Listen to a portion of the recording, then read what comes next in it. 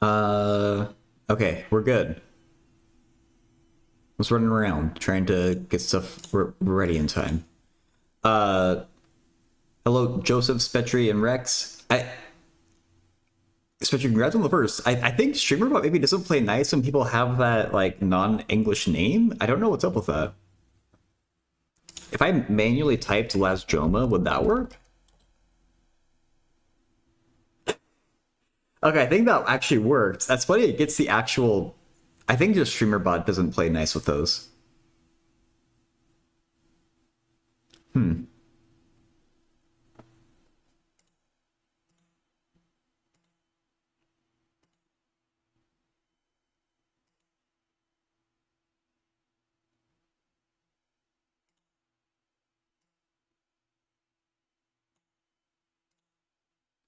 Okay. Um. I've got to be yelled at if I go over the 3 hour mark to today because I feel like I should keep it a little bit shorter. So I'm still kind of cooked from yesterday. Uh, what am I doing right now? I don't have the right file open if I'm going to be doing mechanics.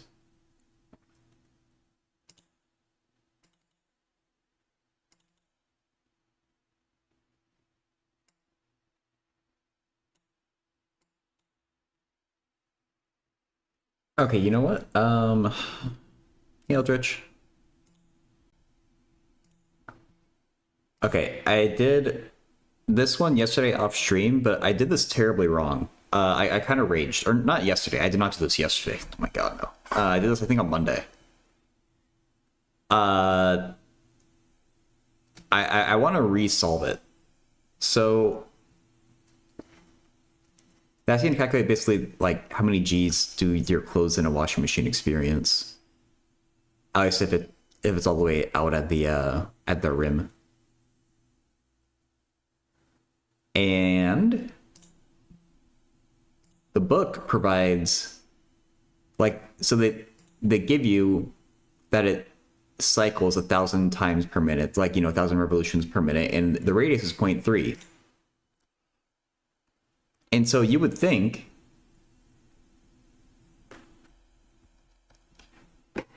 that this handy formula, a sub r equals omega squared r, would actually get you the right answer, but it apparently just doesn't.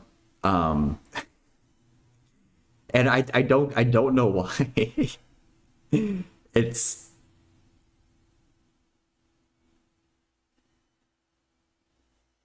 yeah, I can't justify why this formula doesn't work, but that's the formula that I use, and I got the complete wrong answer. So I think I kind of remember how the book did. I'm going to try and like work through it, but like, why wouldn't that formula work? 5 streak. All right, that's something. Okay. Ugh, I'm not clicked on.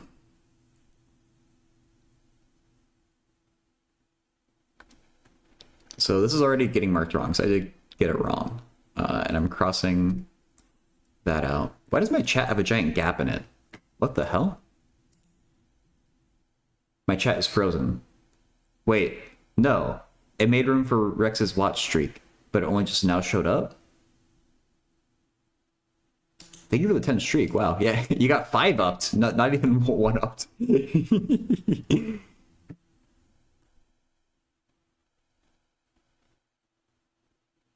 Okay. Life story. That'll teach you to share a watch streak, I guess. So I think the book did this weird, like it found the circumference of the washing machine.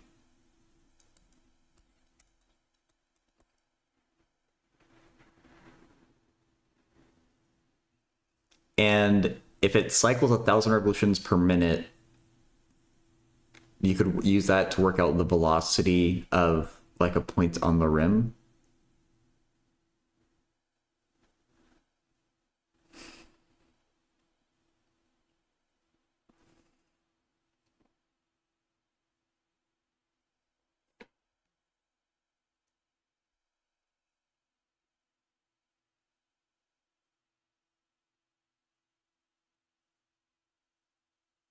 Um, how does this work? Yeah, okay, it travels 0.6 pi meters 1,000 times per minute.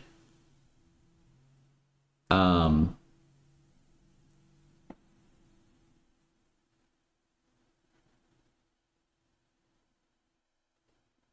so if we want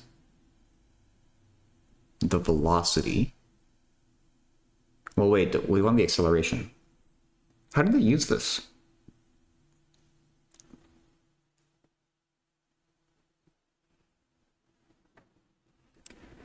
Girdle starved himself to death due to paranoia. I have heard that. He only would eat food that his wife cooked, and his wife died, so he just starved. He was extremely paranoid about a lot of things. Hey, Papadoria, have you seen the new biggest Mersenne Prime? Nope. Did they just find a new one?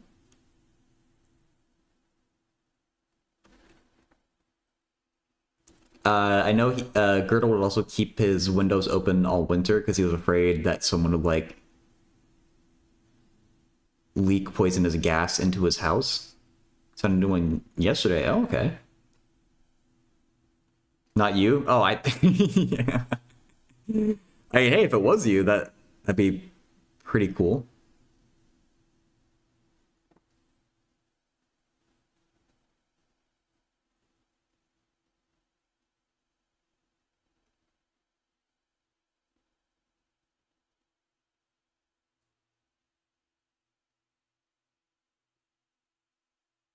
I feel like most mathematicians have a pretty colorful life. There's just a lot of weirdos out there who do math.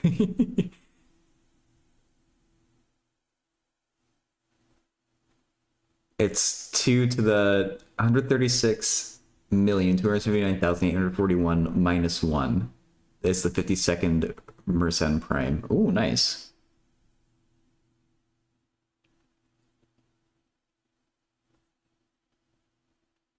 Now, I've heard the word, I've heard the term Mersenne prime before, but is that just a prime that can be written in that form, like 2 to the n minus 1?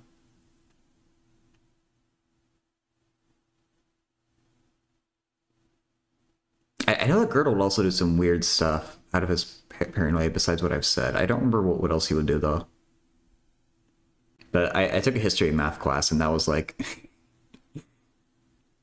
a central theme of the class was how freaking weird most mathematicians were.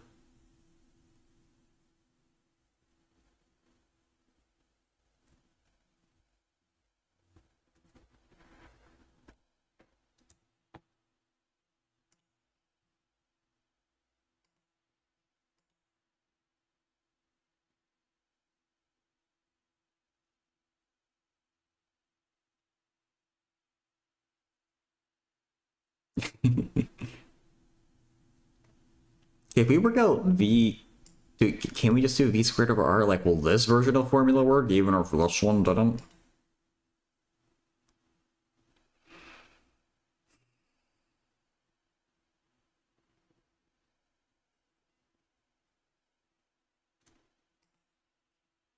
Um,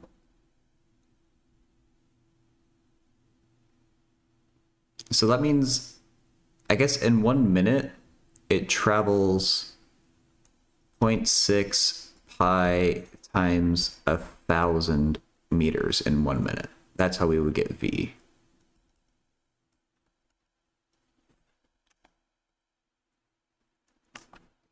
Oh god. Rewrite this. I tilted my tablet to make it easier for write, and I'm just writing slanted.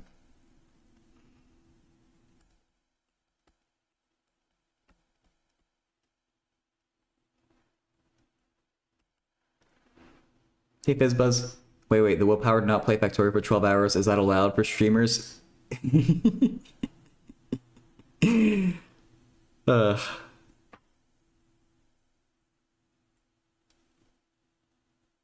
that man, I still want to play more Factorio. That's the worst part. Even at the time, I feel like I could have gone on for longer, but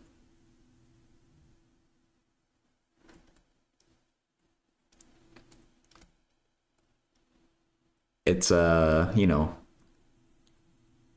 probably better to not. Okay, so ideally I'm doing it right this time. We want to do 0.6 pi times 1,000 over 60.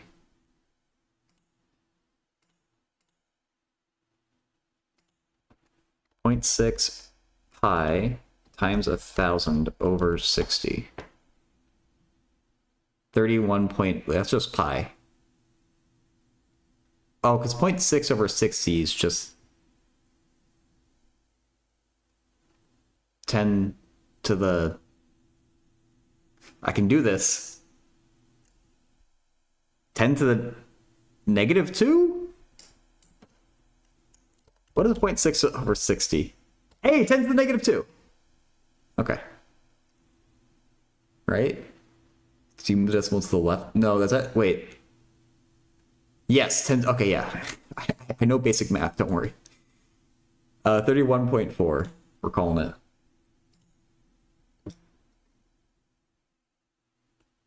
What did you just do to me, tablet?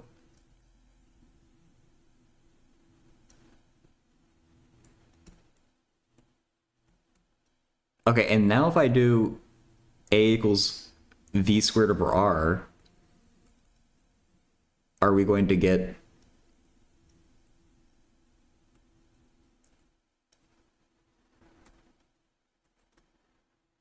something that's correct?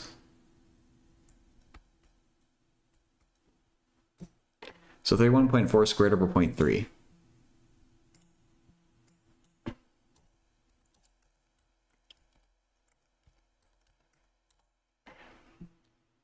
$3286.5. I think that seems reasonable based off. I remember the book's answer being a lot bigger than mine. Was it 3286.5?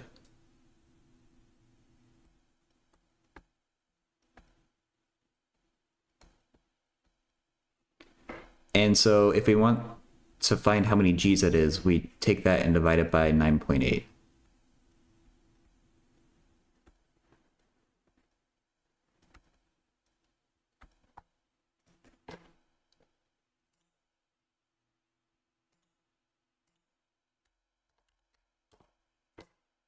$335.4. That feels right. Stop it, tablet. Why are you doing that to me? 335.4. Okay. I don't know why technology is being stupid. Anyway. I guess we can say G's.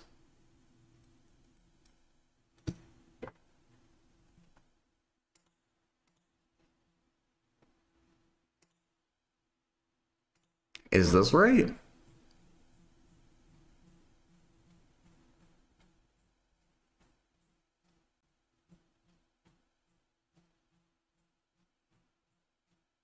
Dude, I need to add in more bookmarks to this PDF because this scrolling thing is not working for me.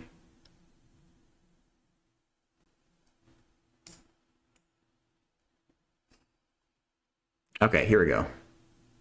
330 G's. Okay.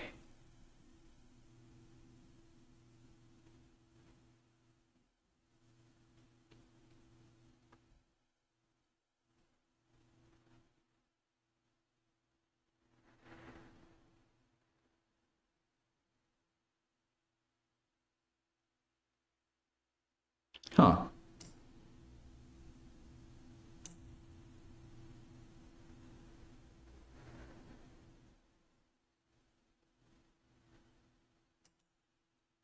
Okay. Now, why the hell does... Did I not calculate omega right? Is that my issue?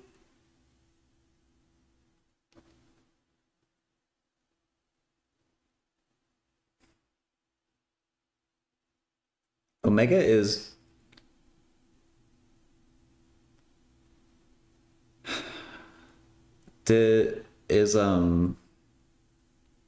the rate of change of the angle. And so that was the omega that I thought will be, just taking 1,000 revolutions per minute and converting it to revolutions per second. Why would that be wrong? Is it like not in radians or something?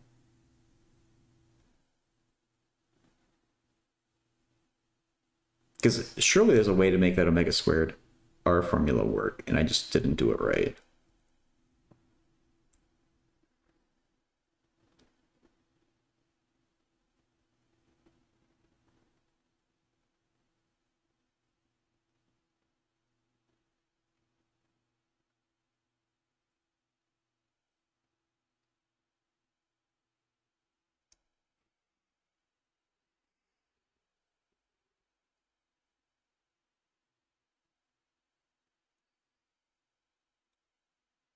I don't know.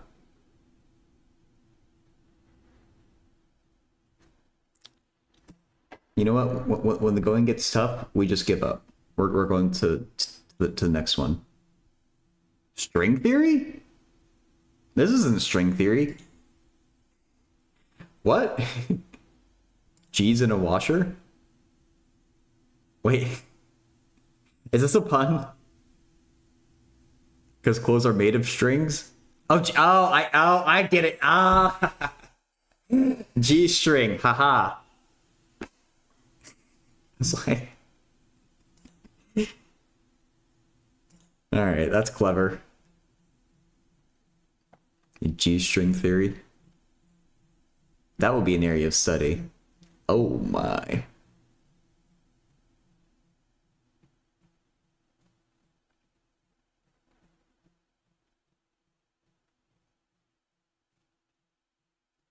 Oh my god, there are so many like pages of answers. That was clever, yeah.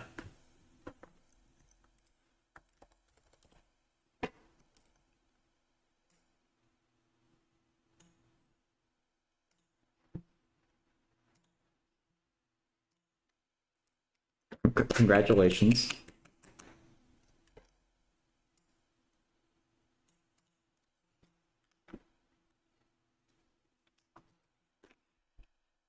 Okay. Car starts from rest on a circular track with radius r and then accelerates with a constant tangential acceleration at.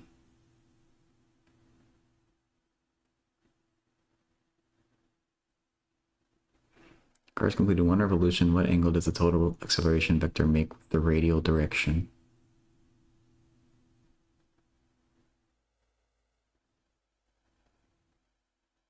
Your answer doesn't depend on AT or R? Excuse me? I guess it does. I guess because of the units. We expect a dimensionless quantity because it's going to be an angle. And only using AT and R, you can't get the units to cancel.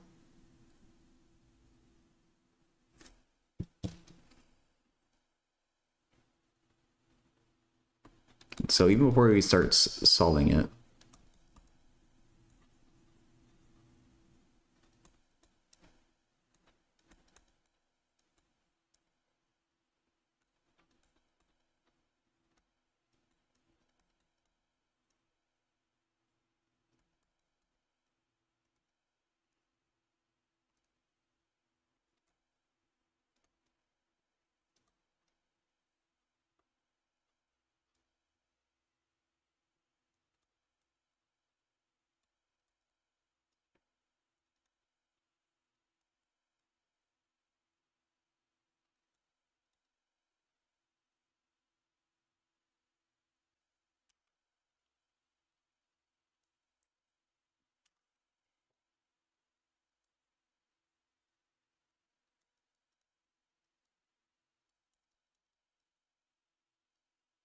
acceleration always towards the center of the circle where velocity is always tangent to the circle.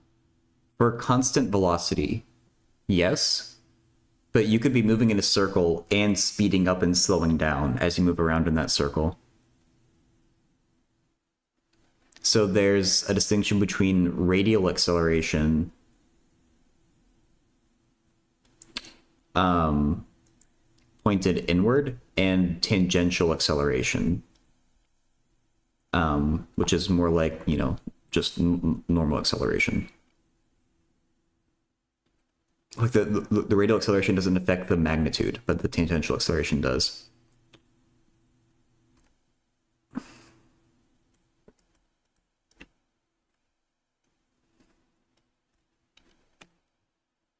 Hmm.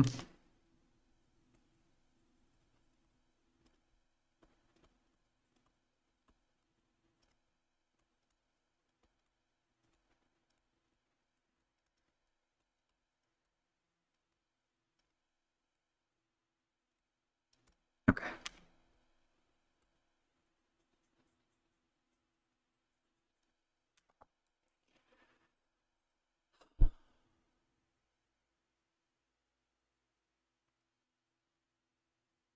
So you have a constant tangential acceleration at. So it's still moving on the same path, but it's constantly speeding up on that path.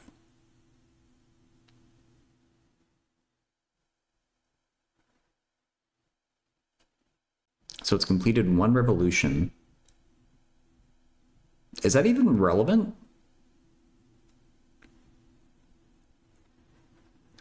It could be.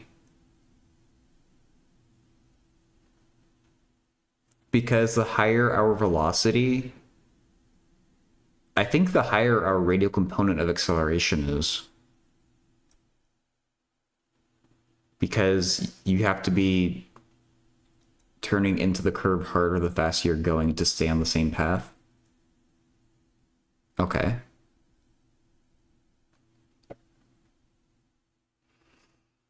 So after one revolution,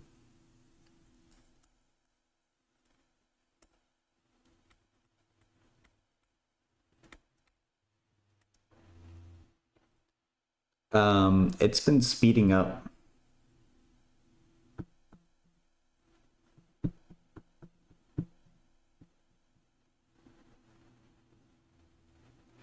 I guess we can use the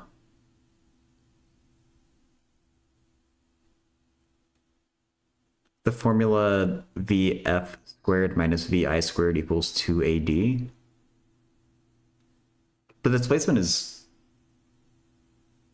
I'm saying the displacement is going to be the circumference. Though, maybe it's the D distance. I don't know.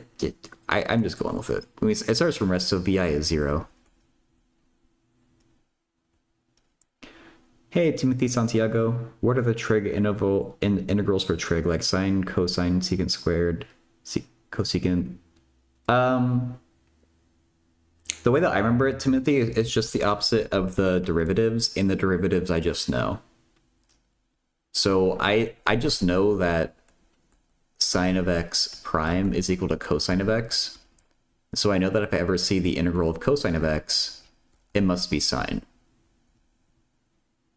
And so it's easy to get these mixed up because cosine of x, the derivative is negative sine x.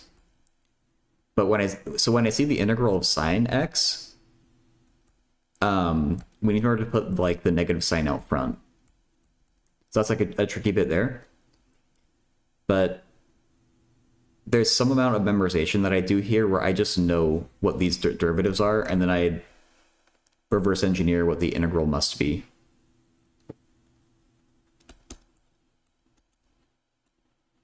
It's like secant x derives to secant x tangent x. So the integral is the reverse.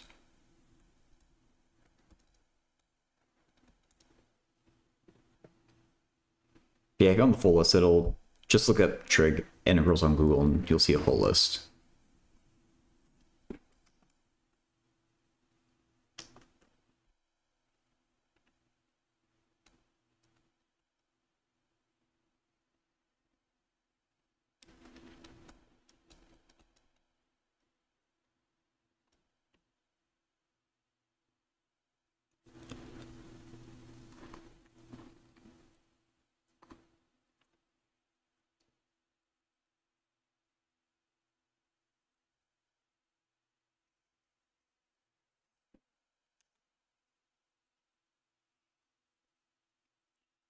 What is the? I mean,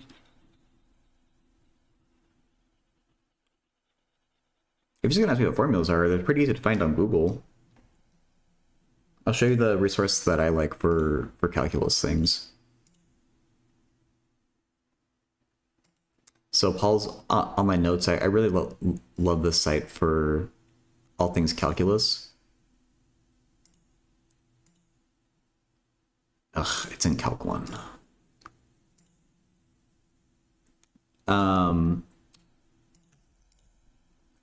So on this page right here, this is for washers and discs. If you're doing discs, then you just have this outer radius and no inner radius. And if you want cylindrical shells, just hit the next section thing, and you just have a slightly different formula for the area that you're integrating over. Yeah, I recommend just like looking through this site, because it should also address the trig thing too. I assume they will specifically give it to you.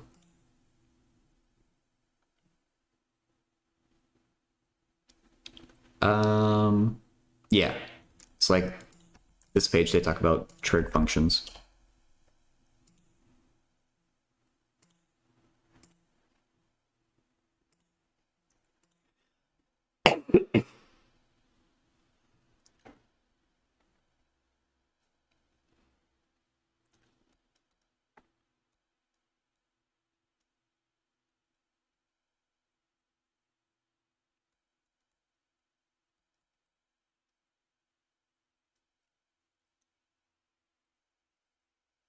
Thanks, Marin. It was just a cough, but I'll still take it.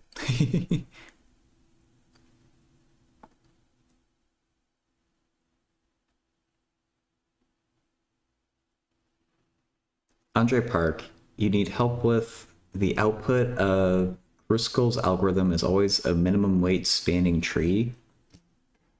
That's probably going to be too specific for me. Like, I never heard of that algorithm before.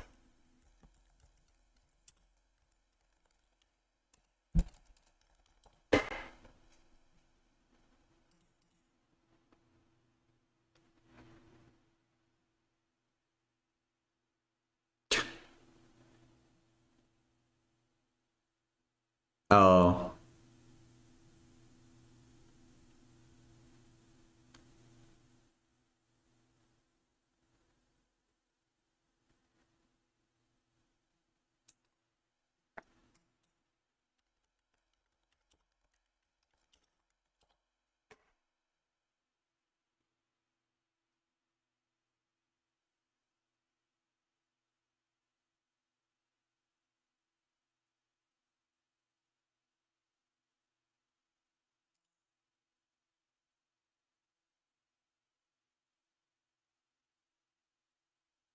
So, are you asking what a minimum spanning tree is then? If that's what your question is?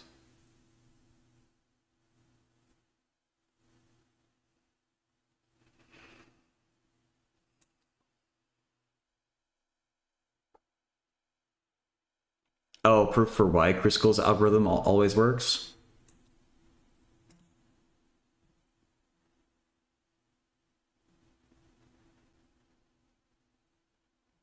I mean, I would need to see the proof, I guess. Like, if you want to post it in my Discord, or if it's easy, if it's possible to type it out there in chat, then I guess you can. But I think it's a little like it's gonna be kind of hard to address a proof that I can't see, I guess.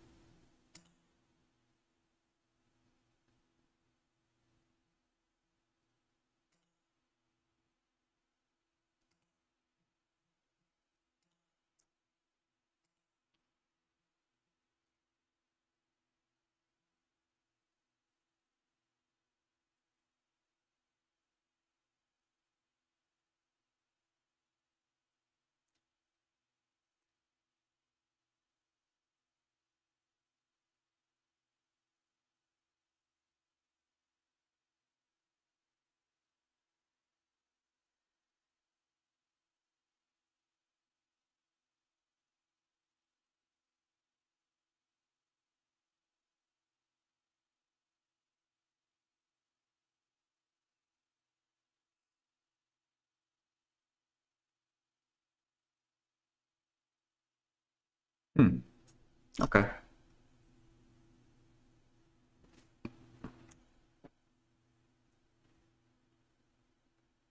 I think I kind of get what's going on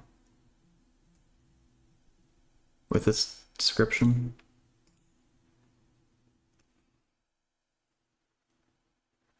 Oh, okay. I see you posted them.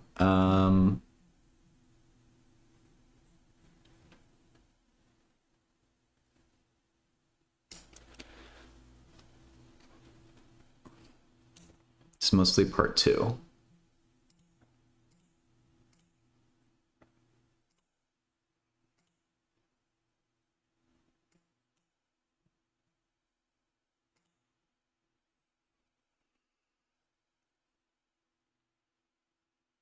The output is a tree, the output is a minimum spanning tree. You're mostly asking about part 2.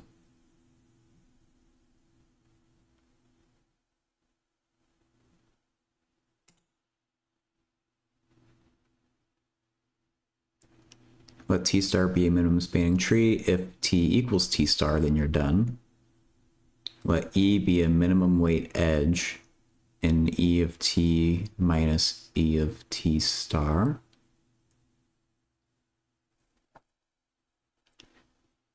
By proposition, there's an E prime in E of T star minus E of T such that T prime equals T star union E minus E prime is, oh my god. This is a little more technical than I was expecting. Hey,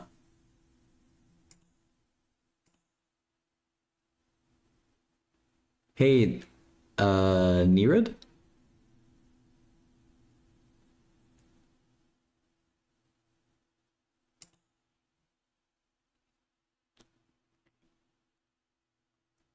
Bernoulli differential equations. I think I've done these before, but I'm looking at this question first, then I can take a look at that.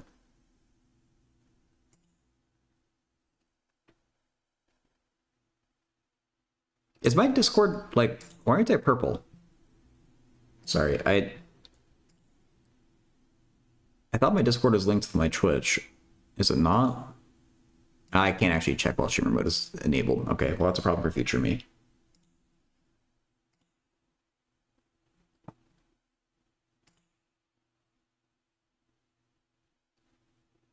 I have a major in applied math.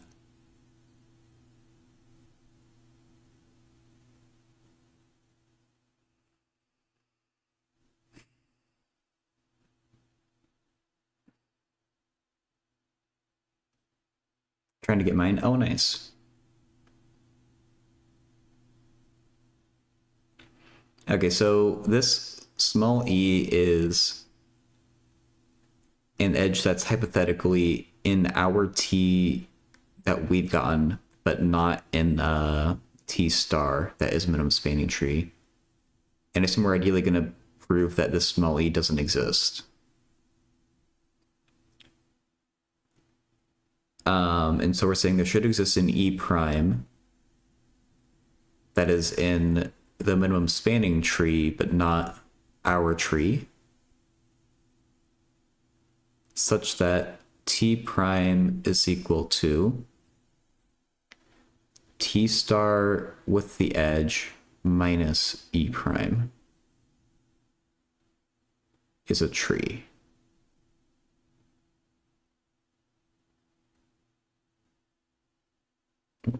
What is this one saying? Yeah, you believe that part is fine? Okay. I try to, like, this, like, such that statement is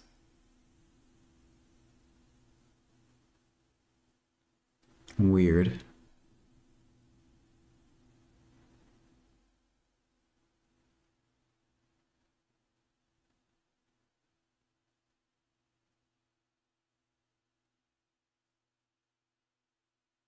It's a tree. Maybe I'll just take it. Hey, Rapture. The weight of t prime is greater than or equal to the weight of t star.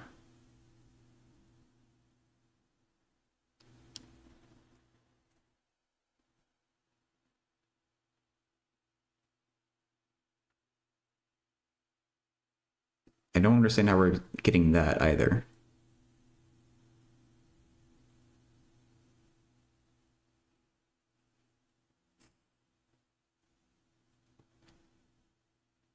Not sure about that weight either. Yeah. It must have something to do with the definition of T prime here, but I'm a little bit shaky on that. Because T star is a minimum spanning tree. Oh, yeah, okay. T prime is just any span. Yeah. Okay. That's fair. To the next part. So the weight of T star plus the weight of E minus the weight of E prime is greater than or equal to the weight of T star?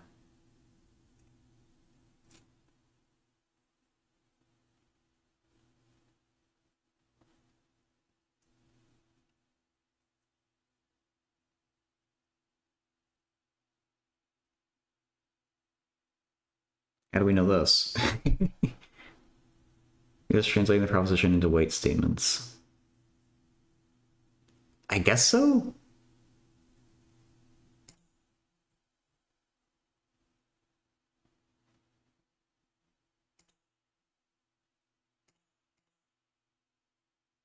Union plus subtract minus. Oh, okay. Yeah. I can see that. So that implies the weight of E is greater than or equal to the weight of E prime. Okay. Every edge in T with weight less than E is also in T star.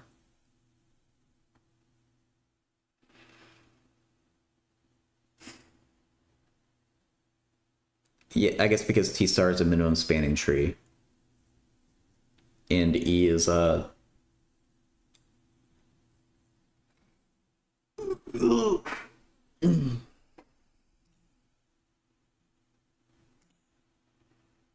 E is a minimum weight edge in E of T, but not E of T star.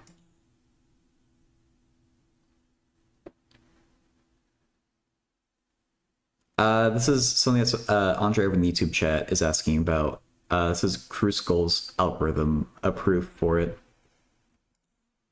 We're trying to explain it, I guess. Like why it works, apparently. Suppose T is an E of T. So it's like a graph theory thing. It's a... I'm pretty out of my depth here, but I feel like I might be able to figure it out.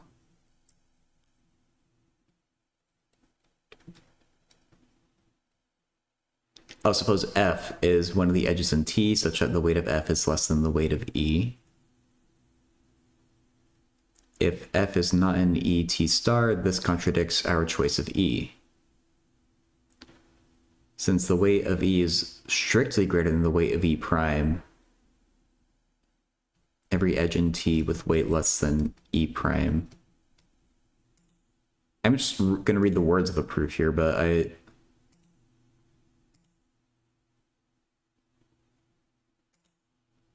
I think I'm losing the thread here. Well, they're saying that F is some edge in T such that it has less weight than E. But E was already a minimum weight edge.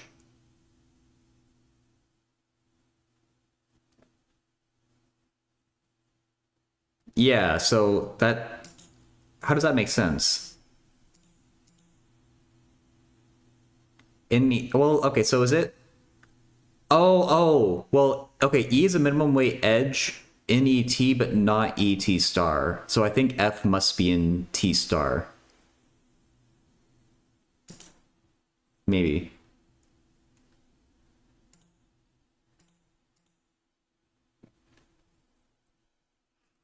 So, yeah, right. And so that's why they go in the next statement. If F is not in T star, then there's a problem. That's a contradiction for our choice of E. Okay.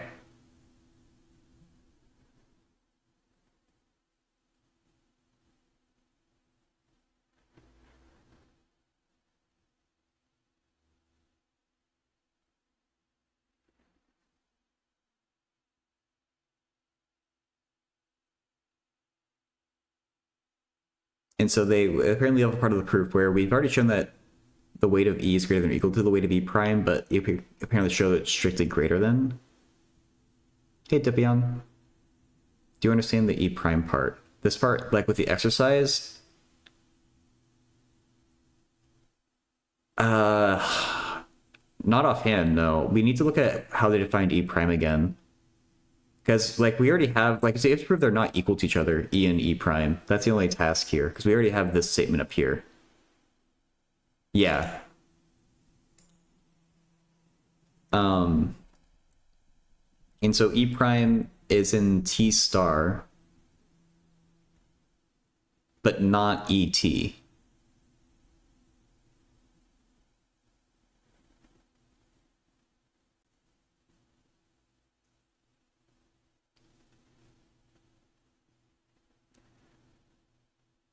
You watch anime? Not really. So E is in T star, but not ET.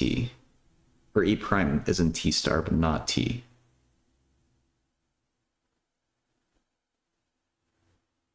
I guess that must be the reason why they're not equal. Because E is in T, but not T star, and E prime is in T star, but not T. And E prime coming from T star must be less than, or like, yeah, it must be smaller, because T star is the minimum spanning tree.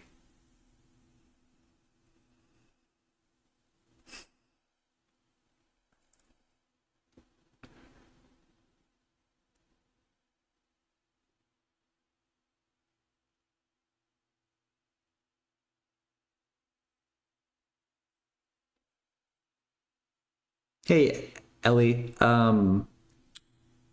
this is probably like a discrete math thing, or like, yeah, like graph theory. It's from Andre there in chat.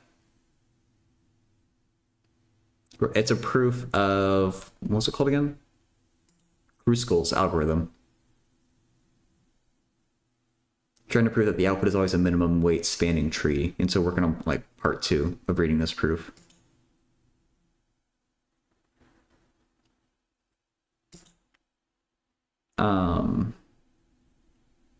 Since the weight of E is greater than the weight of E prime, every edge in T with weight less than E prime is also in T star.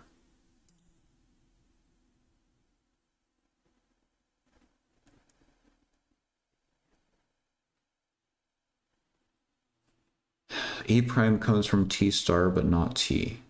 And so if it has, if T star is the minimum spanning tree and T has something that's less than that E prime, I guess it also has to be in T star because it's even smaller.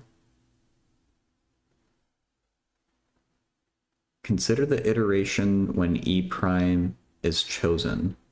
Since T star is a tree, adding E prime at this step would not create a cycle.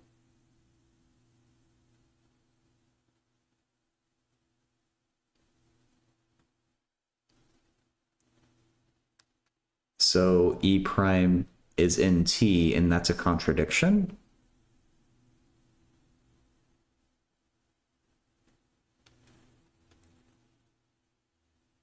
Wait. After reading this last paragraph, why do we need that entire middle part? How are we using that here?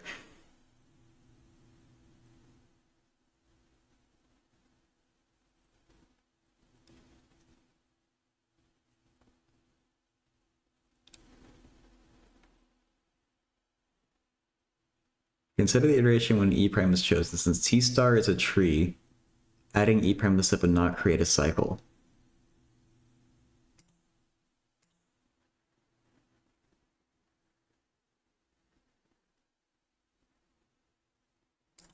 Tree is also in T star.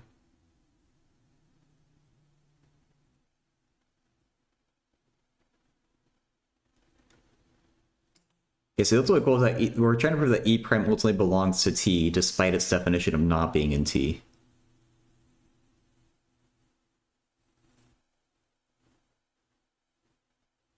And so, like, what is this entire page disproving, I guess? Okay, yeah, I saw that acyclic thing. on one of those pages that I Googled.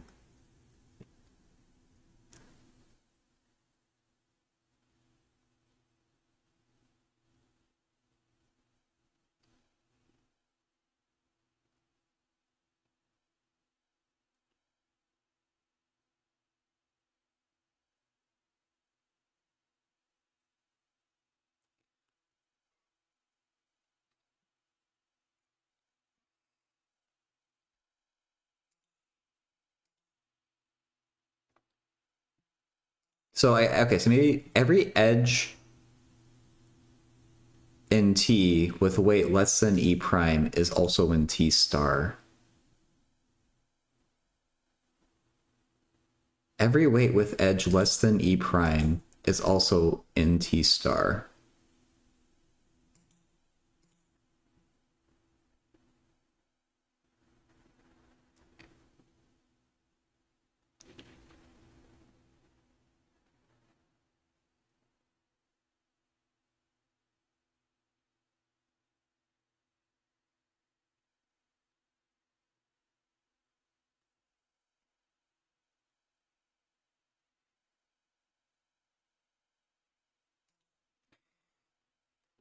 What?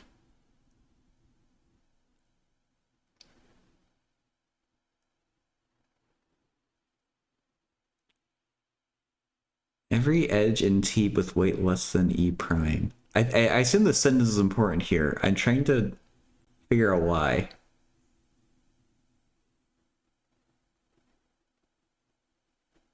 It feels like it's important.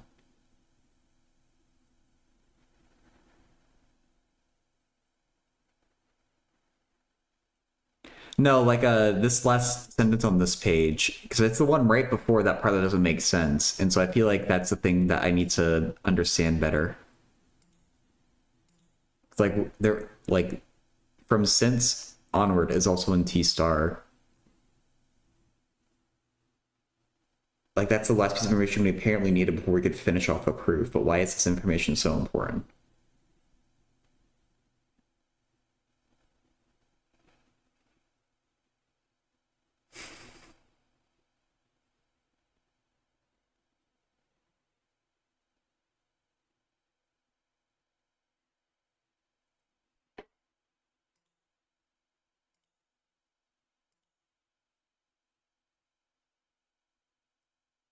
I don't see why.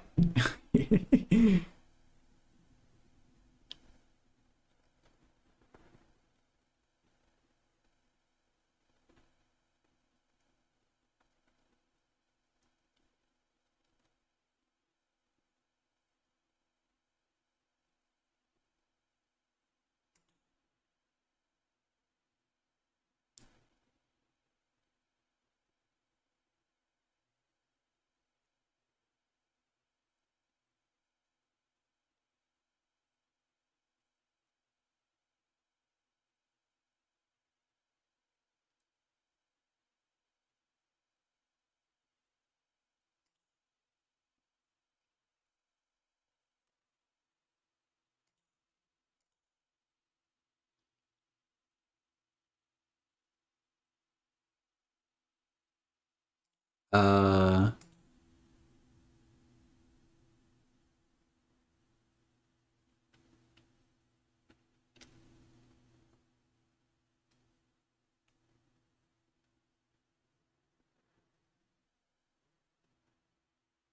I'm not sure either.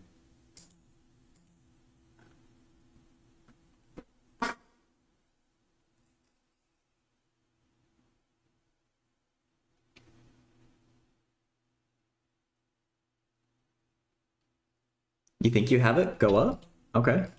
Like to this one?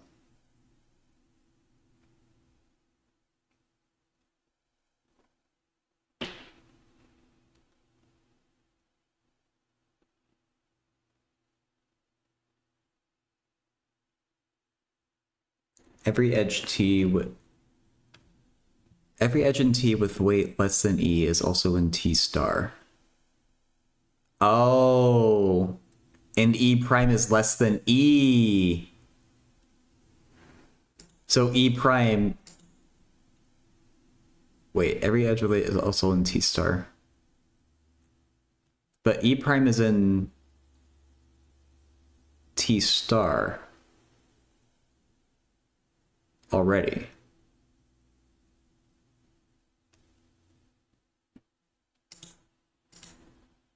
Wait, so then...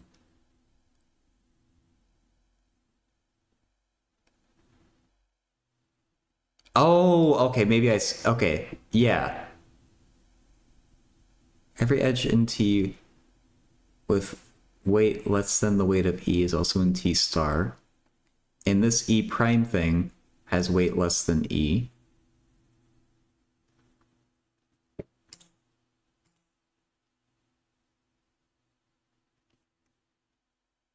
Adding E prime.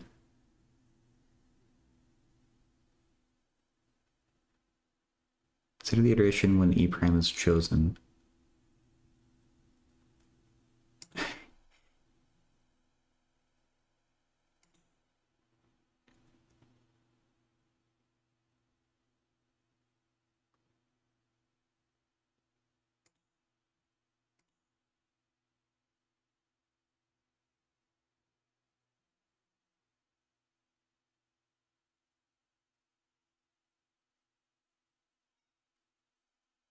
I think that is important, but I'm still not understanding the proof. If you feel like you understand it, then that's the important part. So don't mind me, but um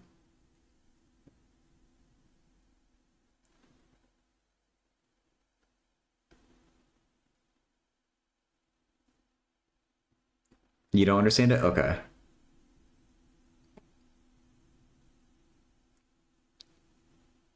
Like we defined E prime to be in T star, so why is that important?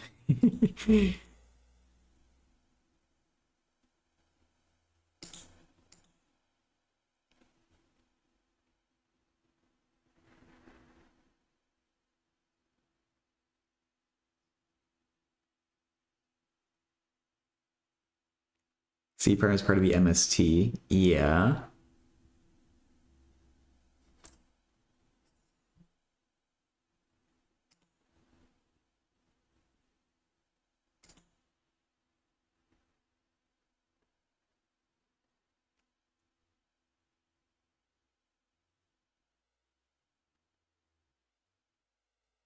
Every edge in T with weight less than E prime is also in T star. I mean, it's not necessarily a specific part. Maybe I don't understand the conclusion. I guess maybe that's what I'm stuck on, because I feel like I maybe understand the individual steps here, but I can't connect them together. So I guess I don't understand the conclusion.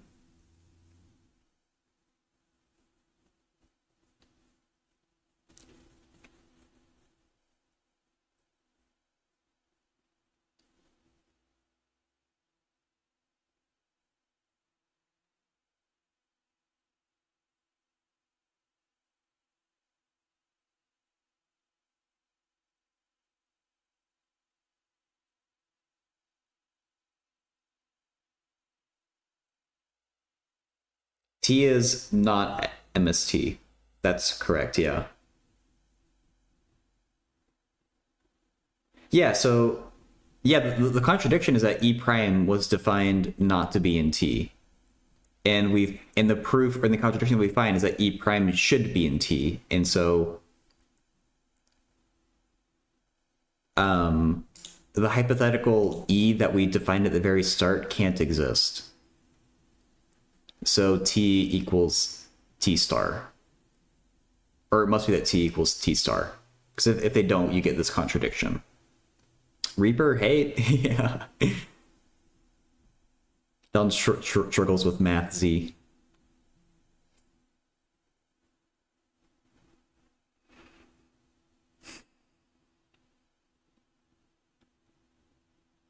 Yeah, E prime is specifically not in T by definition. And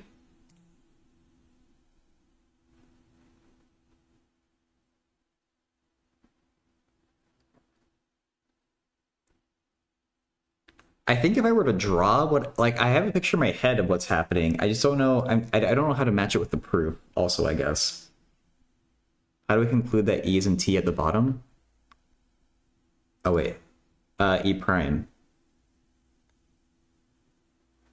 It's because we found that E prime has less weight than E. And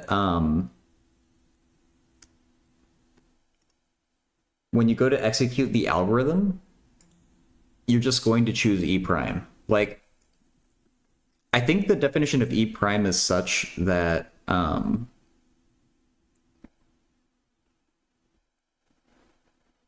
so like I think it's two edges connecting the same two nodes. Like if this one is E and that one is E prime, we've shown that E prime is strictly less than E. And so when we go to make T by the construction of the algorithm, we're just always going to choose E prime. I think that's the point that they're making.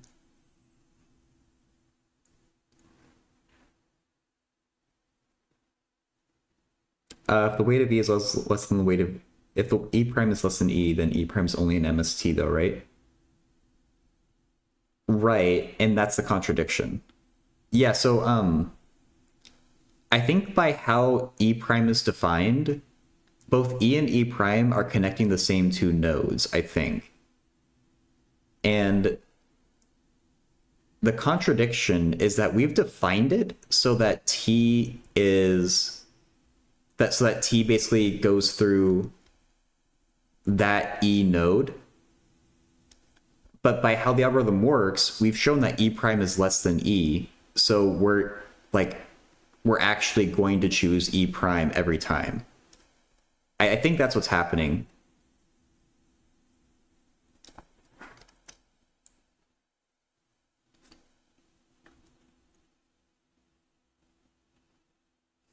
And a lot of that was about proving that choosing E prime instead doesn't create a cycle. So it's also a valid choice.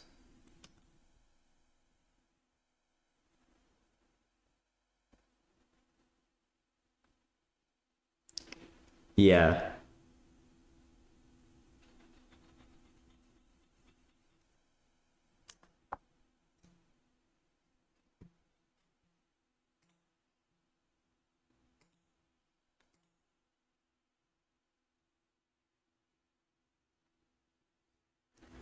So yeah, when we go to construct this T, we should have chosen E prime the entire time.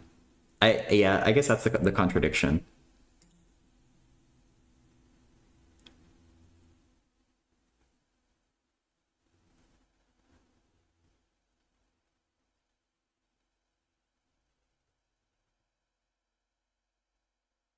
All right. Do you feel like you're in a better spot with us now? Because I'm still kind of shaky on it personally, but I think we've gone through each part of the proof at least individually. Yeah, no worries, Andre. Okay. So let's see. We have a Bernoulli differential equation to work on. Okay. Hey, Vincent. Do you discrete math? I just kind of did, apparently, on that last question. I'm pretty terrible with discrete math, though. You can try me, but I make no promises.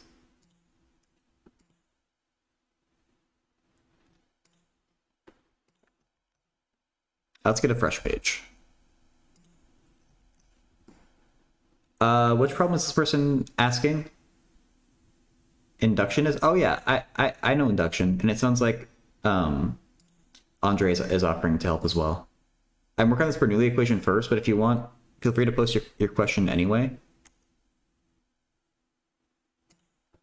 And Andre might help you in advance, or if not, I'll take a look at it after I'm done with this. And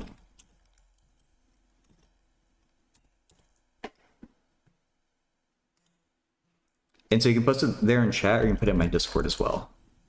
Whatever's easier for you. Okay, so we're working on fit 59 here.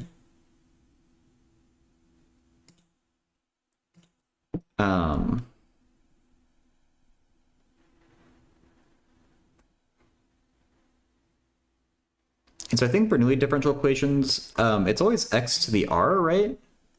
y equals x to the r. Let me Google these.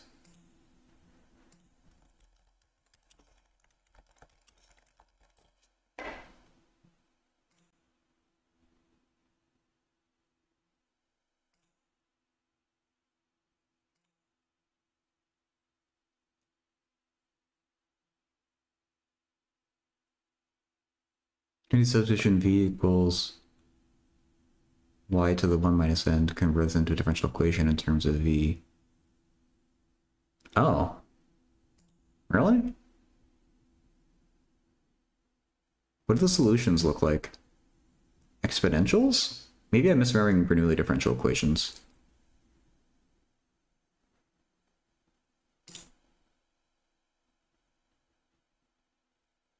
Oh, okay.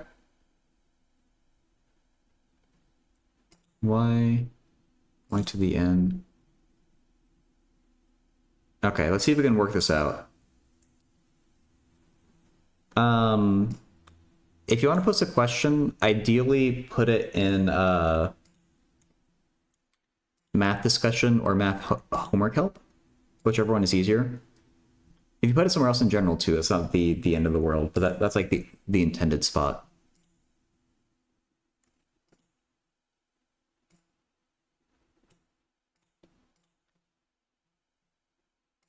All right, so let's like these have a known substitution. We're going to take v equals y to the 1 minus n. Let's see if we can work it out from here. Why do you do that to me, tablet? Maybe because I wasn't clicked into it.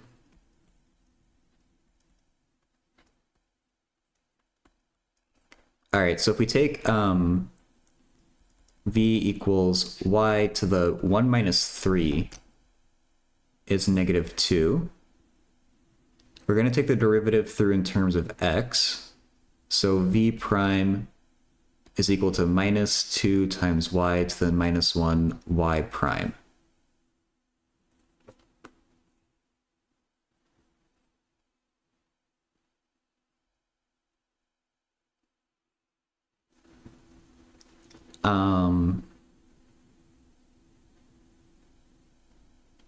So how is this going to look once we do the substitution? Y prime becomes minus a half y v prime, right? Because we divide that piece over.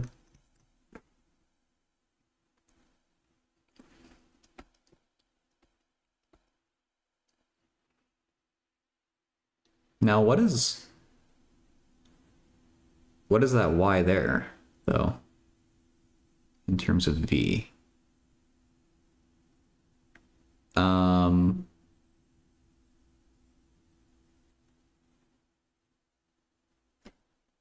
I just need to take a minute to be stupid.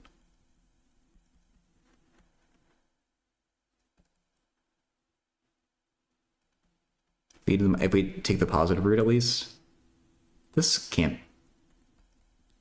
We're gonna know how to solve this differential equation. Oh wait, no. Do we keep that as a y? Is because we're gonna divide through by y? Maybe that's it. Yeah, because we can take out a y squared and make that just v. And then I assume we can divide out the y's here safely enough, because y equals 0 will be trivial.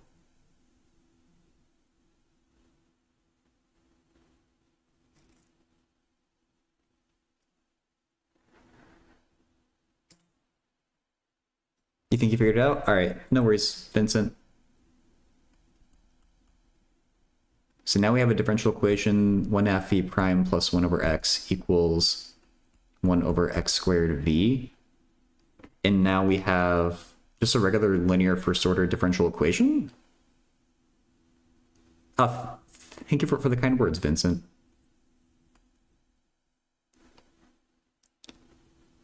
All right, so I'm going to subtract this thing to the left and multiply it through by negative 2. So it becomes plus 2 over x squared v equals 2 over x.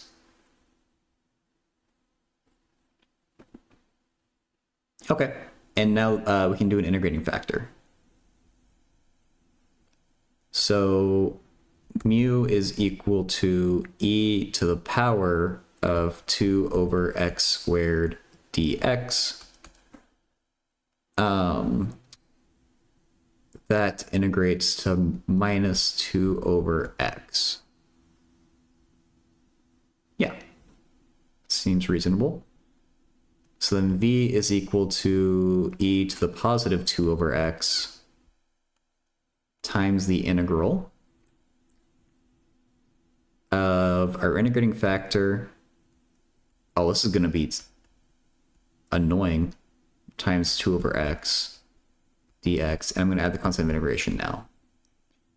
How do you This is not an easy integral, though.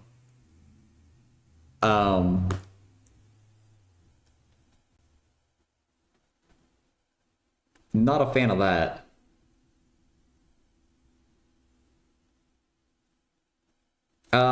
Wait. Is this could this be a u sub? If u equals e to the minus 2 over x, do we get something clean?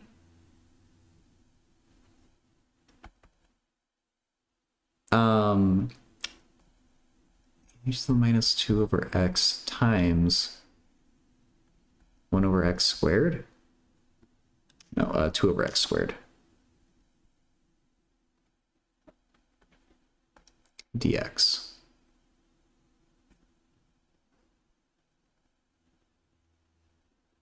You're a Rob. Okay. Thank you for typing in chat. I'm more likely to see messages when you type in chat versus my Discord. All right, let's see if, how this u sub pans out. So I'm not even gonna like plug this u in for this one. I'm just gonna let this cancellation happen.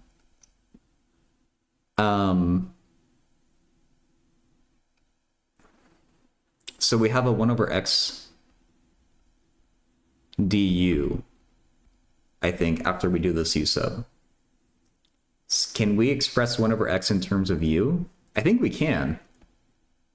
Because ln of u is equal to minus 2 over x. And then we multiply each side by minus a half. Oops.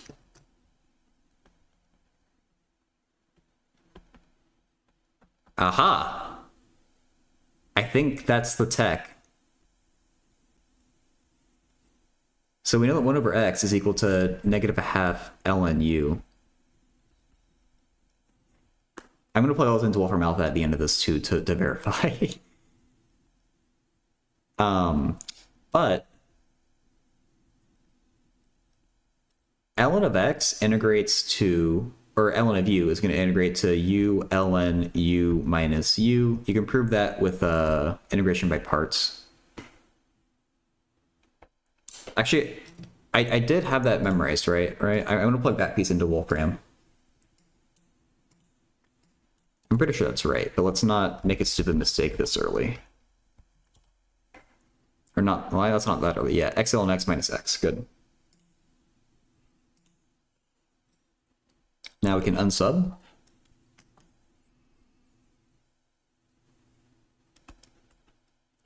E to the 2 over x minus a half e to the negative 2 over x ln e to the negative 2 over x plus a half e to the negative 2 over x plus c. This is annoying, but... Okay, so if we distribute this e to the 2 over x in, that times that is 1. We're going to get negative a half times negative 2 over x from that piece right there. Plus this times that is just a half. Plus c e to the 2 over x. Wow, so we get 1 over x plus a half plus c e to the 2 over x? That's kind of crazy, is this right? Do we have an initial condition? Wait, no, this is v. This is not y.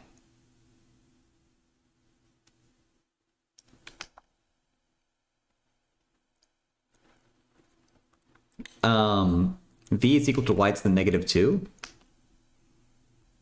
So y to the -2 equals all of this garbage.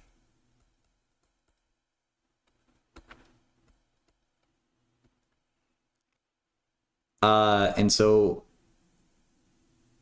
that means y should equal the square root of 1 over that entire thing?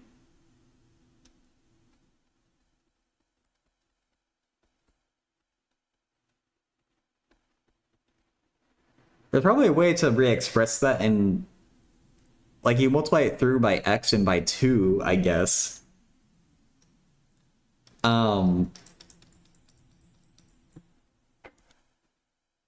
How does that look if we do multiply it through by 2x over 2x? So this just looks a little ugly. That is going to become 2.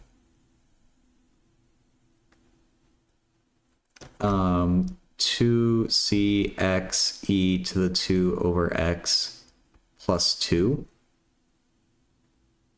Well, the 2's can cancel, I guess.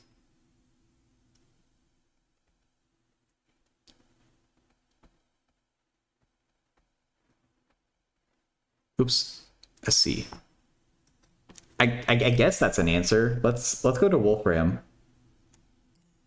So I'm going to start by giving Wolfram... Actually, I want to give Wolfram the differential equation in terms of V after the substitution. It's wrong? Okay.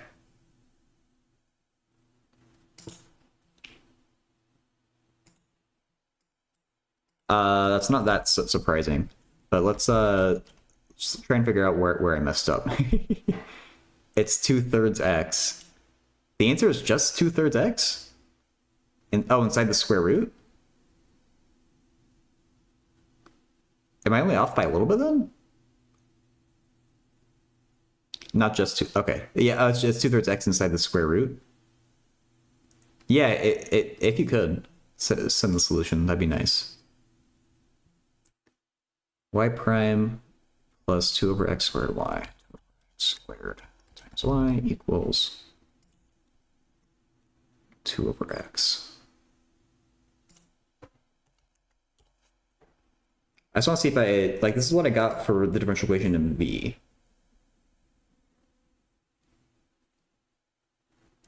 That's not good.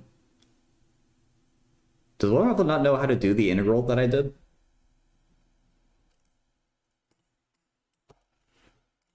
If I give Wolfram that e to the minus x over 2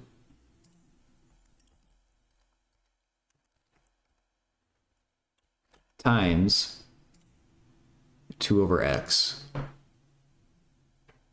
Wait. No, it's 2 e to the minus 2 over x. I flipped that.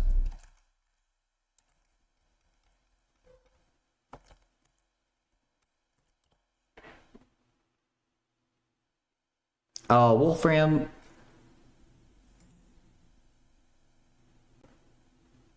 I don't think Wolfram Alpha is doing that integral right. Okay, so that's the solution there. I wonder if... Okay, so this is the right answer. Or that.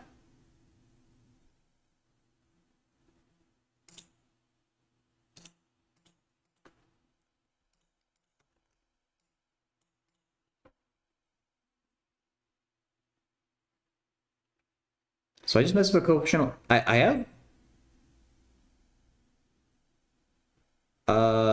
nearly the right answer here. I just messed up a coefficient.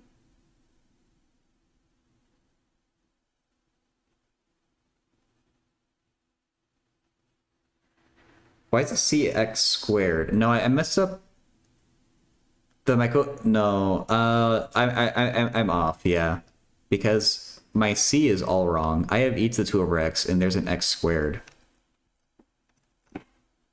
Okay. I went wrong somewhere for sure then.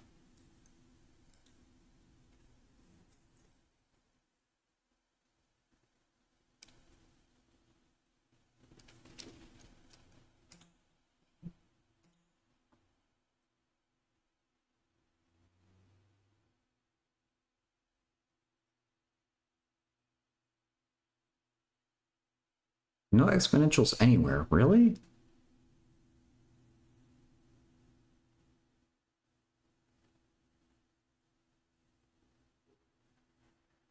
How do we ever get rid of the exponential with e, though?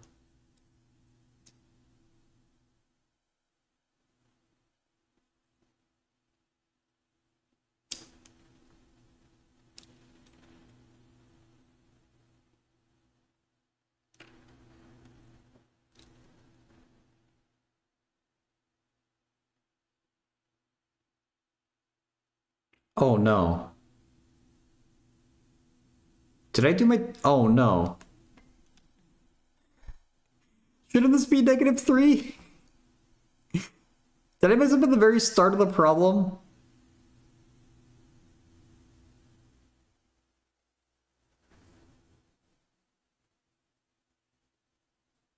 I had -1 there. That... my integrating factor was e to the -2/x, but I think I just set up the wrong Diff Eq. Like, I literally just took the wrong derivative when I was doing y to the -2. Or I took the derivative wrong. Okay, yeah, so I'm completely off. Man, I felt so good about being able to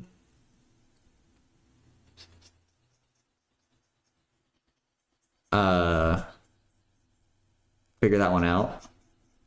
All right, but it's okay. We can rebuild. We'll be better. We'll be stronger.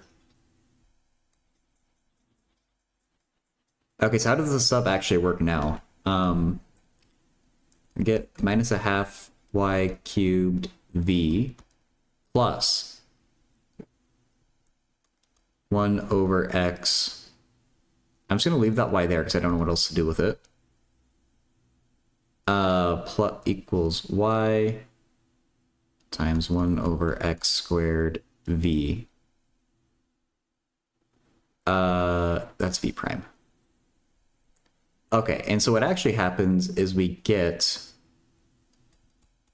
take out a y squared and sub it for 1/v.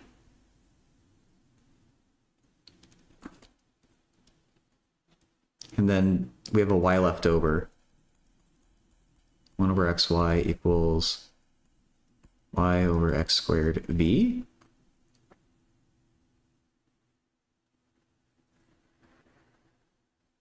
This doesn't feel right either, though. So if we divide out the y's,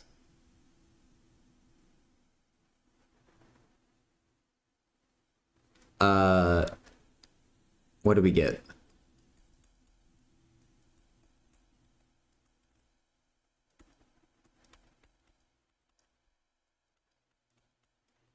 This 1/v is disturbing me.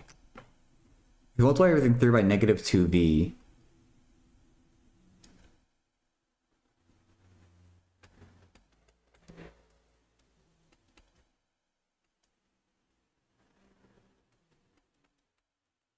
Like, we get a v squared here. Oh, it's separable, though. No, it's not separable. I'm dumb. Like, this isn't easier.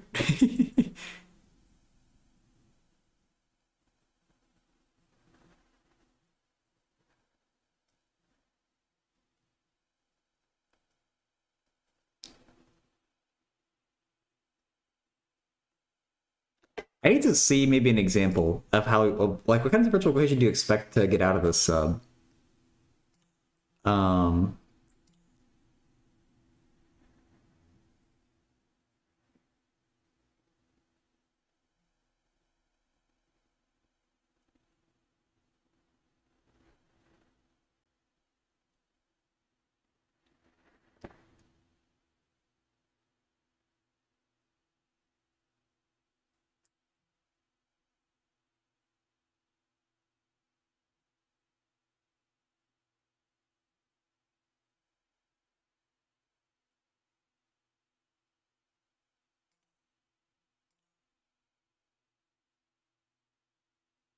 Okay, wait, so in Paul's example here, that one substitutes cleanly for v prime. That becomes just a v. Wait, why didn't mine substitute cleanly? How did I get a 1 over v? Oh my god, I just... Wait.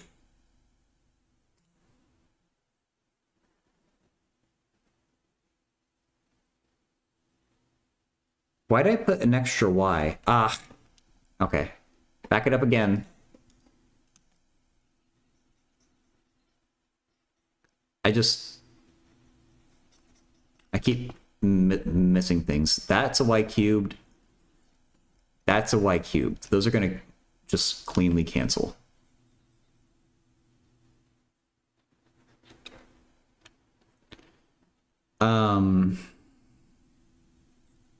Like that. No. I actually really like Diff Eqs. And I've hardly worked with Bernoulli differential equations, and that's why I'm struggling with this. But I actually do want to learn how to do these. So for this one, I do not mind the triple at all. I just feel bad that I'm doing things wrong on a problem you're asking help for.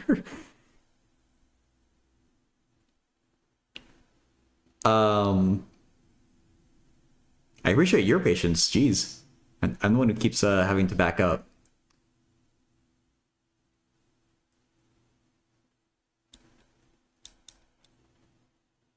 Okay, so well, now what do we do with these extra y's that are laying around?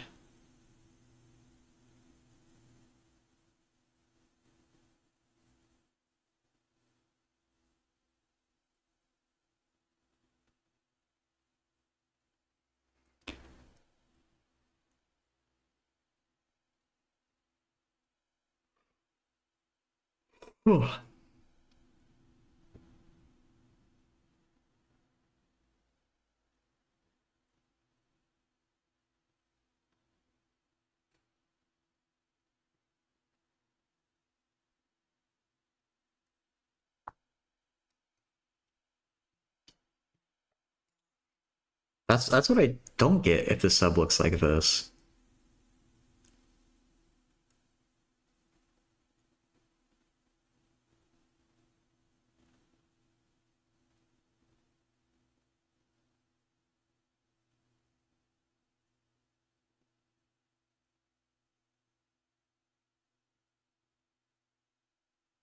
If v equals y inverse, how does that y become just a v?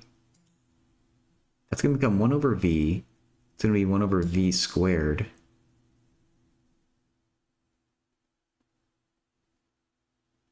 But that somehow just goes away.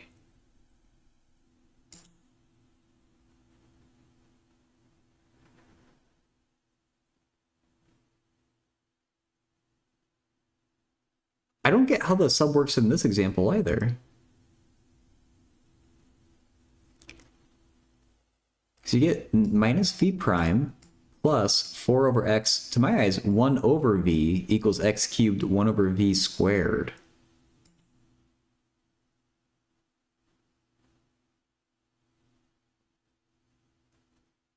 Oh wait. Oh wait, they're doing it with this. Is that my issue? Maybe, okay, let's try dividing through by the y cubed, and maybe that'll make the sub more clear to me.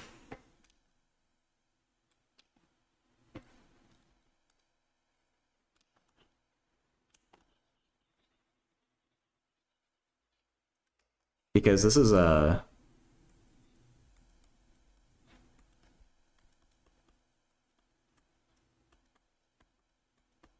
This is weird how it's written.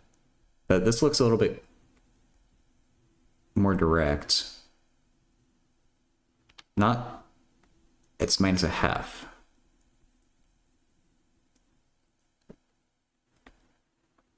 One over... Okay, that is way easier if you divide through by y cubed. Oh my god. Okay. This we know how to solve. Oh my god.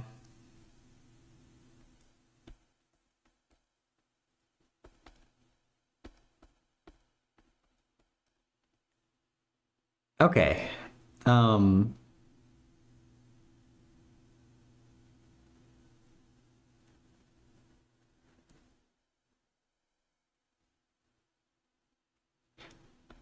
Okay, so our integrating factor now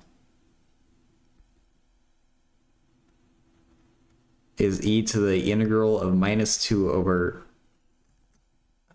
x dx.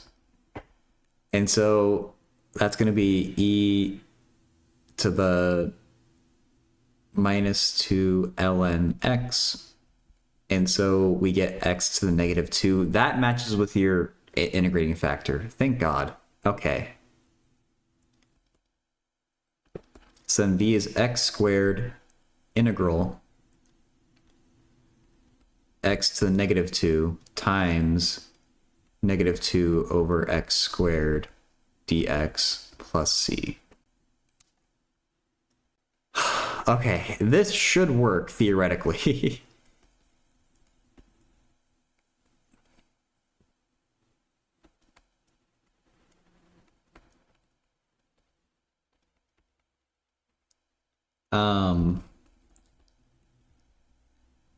So we get -2. The x to the -4 integrates to -1/5. So 2 over 5 x. Oh, no. 3. We're adding x to the -3 plus c. Okay, and now we multiply the x squared into everything. 2/3 x to the -1 plus cx squared. Are we on the right track then? Okay, we're on the right track. We'll get the right answer with this. Oh my god. Okay, I'm gonna put the x down into the denominator. Not really important, but just to make it match with that first version of the answer. And now we know that v is equal to y to the -2. So y to the -2 also equals this. And so flip each side, take the square root. We're going to get y equals the square root of 2. Sorry, we have to flip it. You know, I much prefer the just -1/2 power, actually.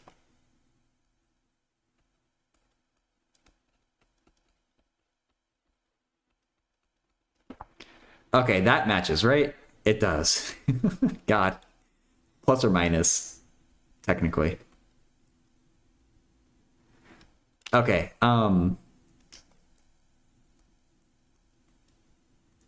okay, now I understand the problem, Dankify. Do you have any questions about how to do this? Because I explained it terribly. Or were you kind of like following along?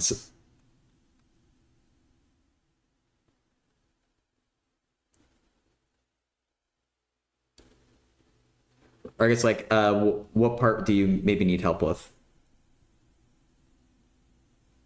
I get it now. See someone to do in front of me. Okay, no worries. Thank you for the problem. Hopefully next time I see a Bernoulli differential equation, I won't struggle as hard now.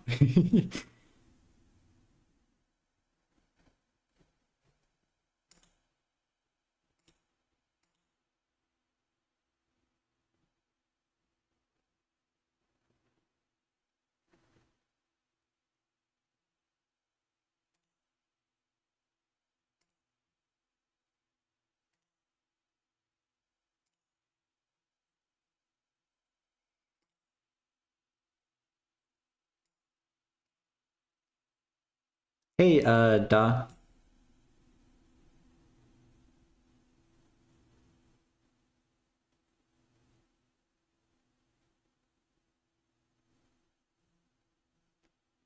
Okay, I see that Blackbeard in the Discord posted a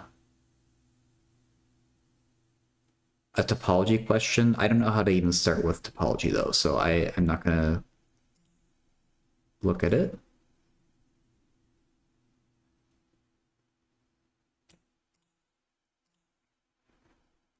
Yeah, what's up, Da? Feel free to type it out there in chat or put it in the Discord. Okay, cool, you just put it there.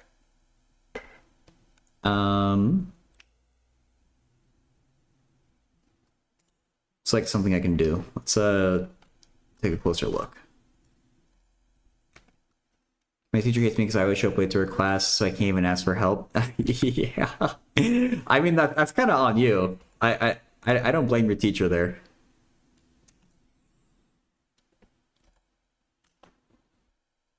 Yeah, I did Calc BC. Okay, equation of tangent.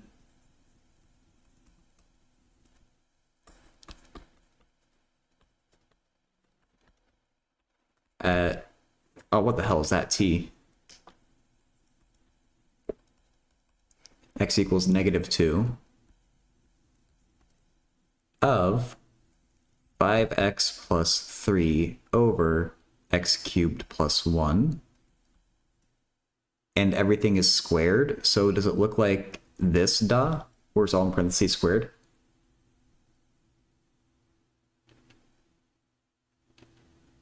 Okay, cool. So if we want to find the equation of the tangent line to something, we need, so whenever we want to find a line in general, we need a point and a slope. Oh wait, sorry, I'm messing with things that I shouldn't mess with on stream. Okay, or like this just size my windows. So whenever you want to find the equation of line, you need a point and a slope. We can figure out what the point is because they give us the x should be -2, so we can always figure out what y is by plugging it in for here. But the slope, we need to find the derivative, and because that's the slope of the tangent line. So let's take the derivative of this thing. D by dx of 5x plus 3 over x cubed plus 1 squared. This derivative is kind of a pain. It involves chain rule and then quotient rule. So first we can do the chain rule. So I'm working from the outside in. Whenever you have something squared, we don't care what's inside the parentheses for now. We just know that something is squared. So we can bring the power out front, and then whatever remains is to the power of 2 minus 1 is 1. 5x plus 3. So this is just the power rule for the first part. And then, like, you know, to the 1. But chain rule, we need to multiply by the derivative of what's inside the parentheses now. And that's a quotient rule. So the way I remember the quotient rule is low times the derivative, or low d high minus high d low. So low times derivative of high minus high derivative of low. So low x cubed plus 1, derivative of high, which is just 5, minus high 5x plus 3, d low, which is 3x squared. All over the denominator squared. I don't have a fancy rhyme for that.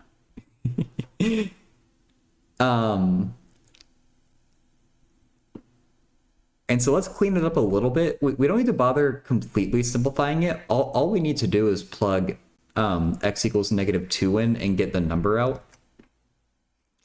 I think it would benefit from just a little bit of simplifying, though. I wouldn't bother simplifying it all the way, though.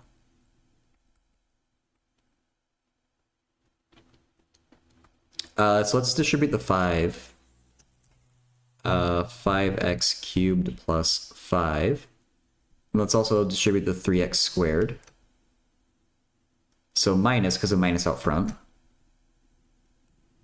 15x cubed minus 9x squared. All over x cubed plus 1 squared. All right, so we can also multiply like these two fractions here. You multiply across the top and multiply across the bottom. So it'll be 5x plus 3 times, so like this 5x plus 3 times whatever is the result of this thing.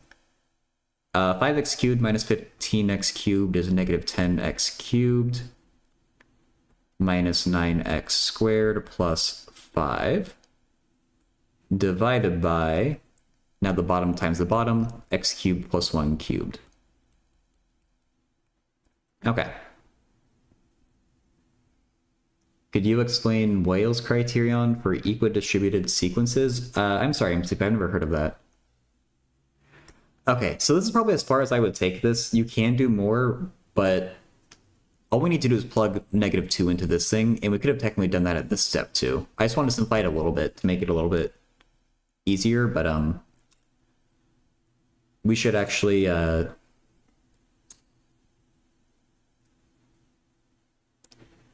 plug in -2. I think it's time now. So I'm going to pretend that the original thing is equal to f of x, just to make the notation a bit cleaner. So f prime x is this thing here. And so f prime of -2 now is going to be 2 times -10 plus 3. -2 cubed is -8. -8 times -10 is positive 80. Minus -2 squared is positive 4 times 9 is 36. Plus 5. In the bottom there, -2 cubed is -8. -8 plus 1 is 7. Bit of a pain, but we can work this out. We're going to get 2 times -7 times 80 minus 36 is 44. Oh, hey, this will clean up. 44 plus 5 is 49. Look at that. Over 7 cubed. And 49 is 7 squared. So this is all going to cancel to -1. So, and we still have the 2 out front. So -1 times 2 is -2. So I'm getting that the tangent slope is -2. So we know the slope, we know the x coordinate. We do need the y coordinate though of this line. So let's find just f of -2.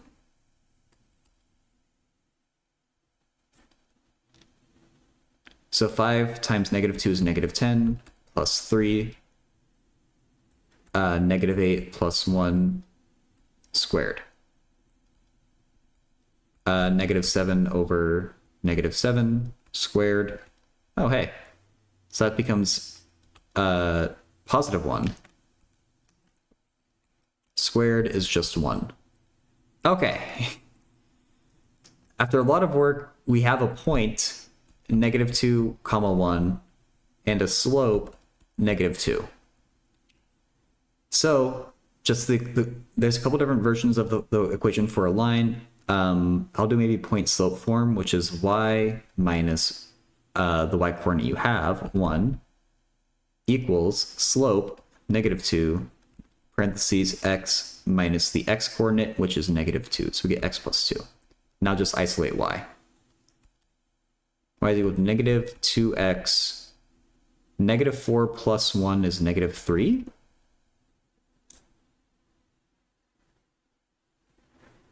And I see that think if I got a slightly different answer. So let's this is the answer that I'm getting. Let's verify this graphically.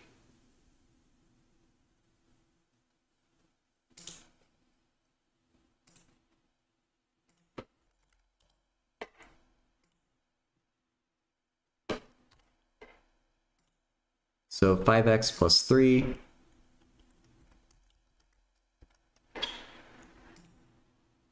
X cubed plus 1.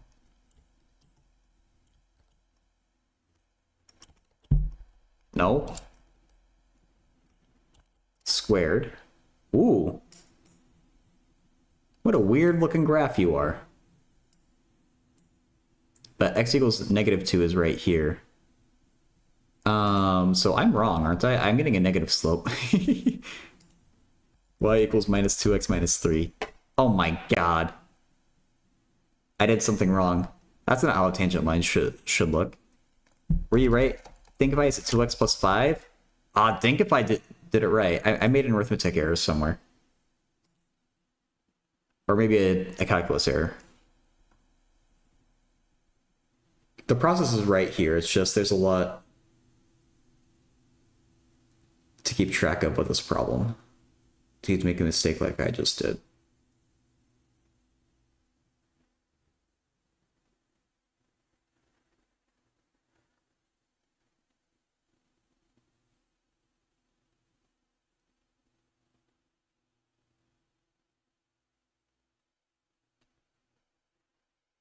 derivative is wrong?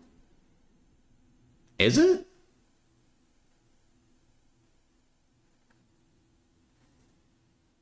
No worries, Bob. Because I multiplied the x cubed plus 1 over here. I don't see an issue with the derivative right now.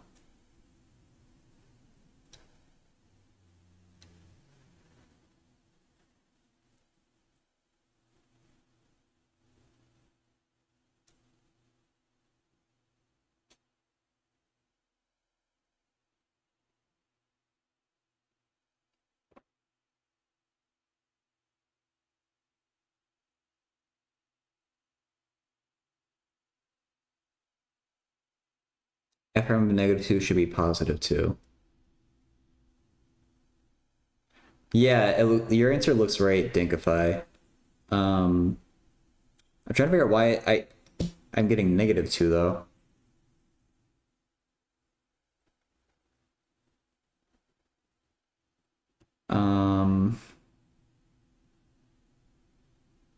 So I'm getting to my math. So far, I don't see my error. I must have one somewhere.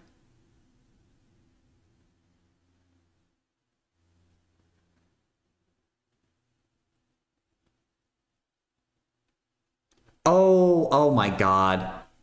It's just in the denominator when I plugged in -2. This is -8 plus 1 is -7 cubed. And so that gives me a negative sign. And that becomes +2. There we go. Now all should be right with the world. That's a pretty... As far as mistakes go, that's a pretty small one.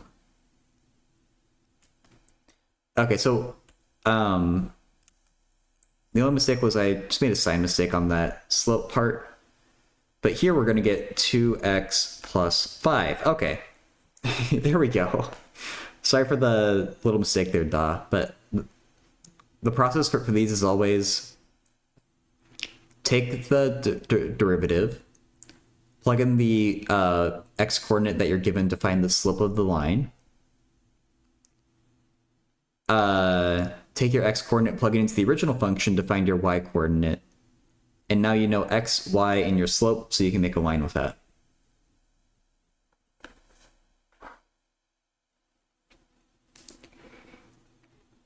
No worries, Da.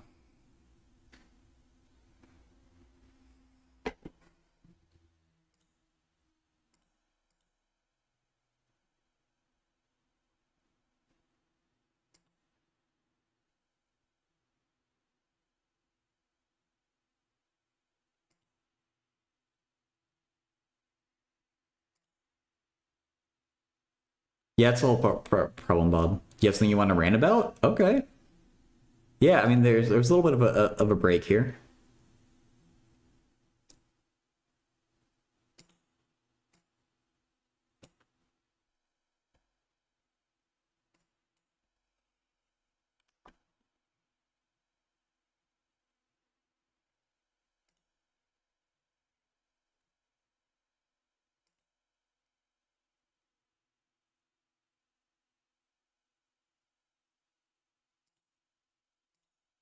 Can you share a link? Yeah, sure.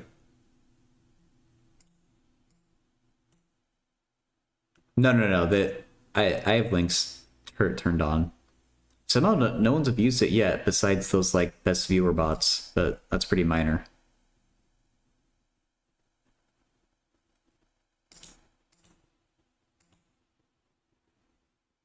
Why is this taught in schools?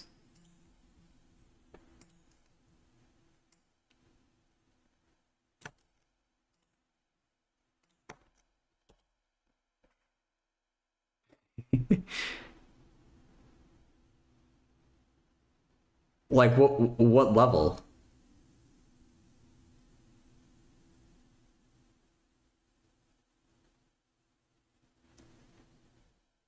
Wait, is there something wrong with this?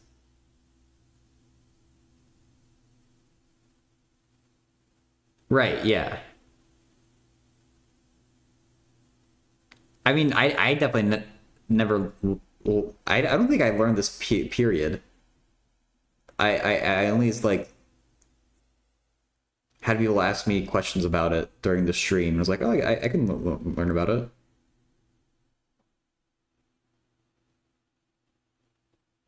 I don't think so. I never did anything dedicated to complex numbers. Yeah. I know what it is. Like I know how to use it. Um but yeah, it uh none of my courses ever went very deep into complex numbers. I never did a complex analysis class or anything. It's on an LTEX with released in Croatia. Oh, funny. Yatharth? Yeah, sure. I have time.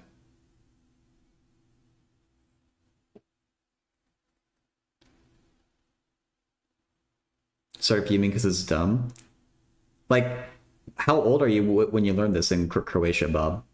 Because like, if I was in high school, that's probably not very helpful for a high schooler. I can see that. Uh, be able to help figure it out. Be useful if you have time. Oh gosh, this might be a little bit too complex for me to figure it out. I was kind of looking into the background. He said ZDN.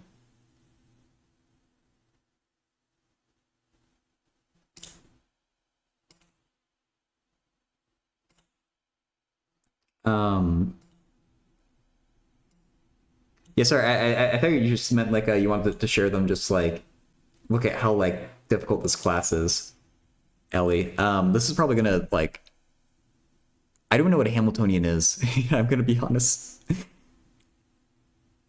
You're definitely being taught some crazy summer credit at all. Okay.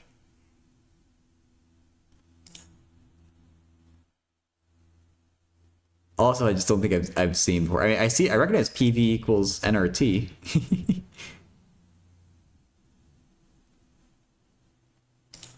But this is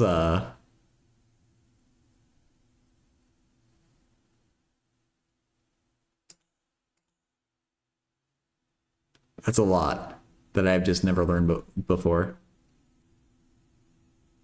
You need help? Oh, okay. It's arcane symbols for me for the first half hour. Yeah, I bet.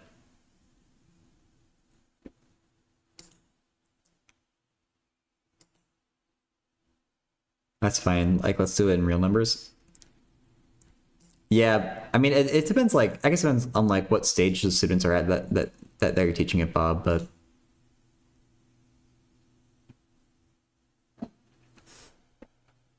the square root. Wait, x squared equals 4. You said x equals plus minus 2. That is fine. Here it's taught the square root of x squared is equal to plus or minus the square root of 4. Wait, I don't see what's wrong with that, Bob. Yeah. AP Physics 1 did not set. Yeah, I can imagine. Uh, yeah, duh. You can put it in. The best channels are this math discussion one or math homework help. You can make a thread.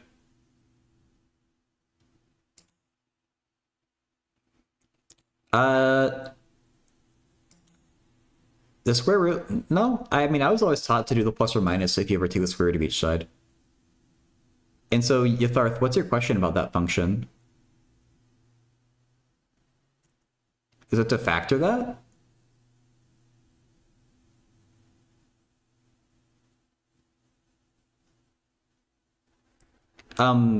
And so sometimes it gets taught that the square root of x squared is actually the absolute value of x. And that also, like, you know, does the plus and minus thing for you. But I mean, de Moivre's is probably a little too advanced if you're just learning about square roots for the first time, but...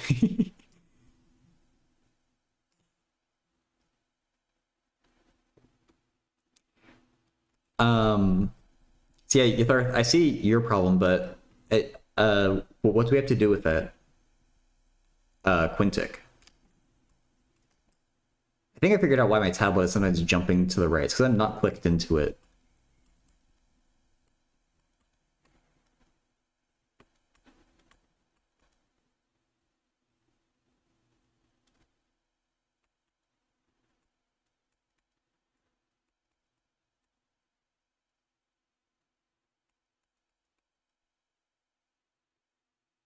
You can sleep soundly now? Okay. Yeah. Like, square root of x squared is the absolute value of x, how it's actually fine, because you're squaring it and then square rooting it.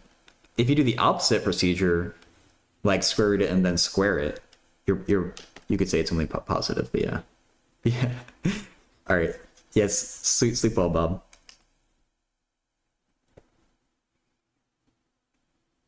I went from gravity is innate to all things, and it's always 10 meters per second down. So yeah, you can usually ignore interactions between more than 3 or 4 particles in a gas. All of it's dense, 5 plus. Oh god. Like, if you have the square root of x squared, it's the absolute value of x, because you're taking a number that's potentially negative and squaring it, and then square rooting it. So like you lose that negative sign. That's how it was explained to me, at least.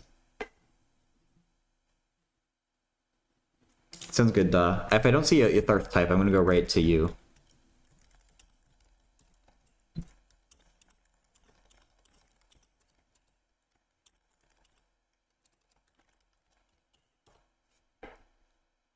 Square root of x squared.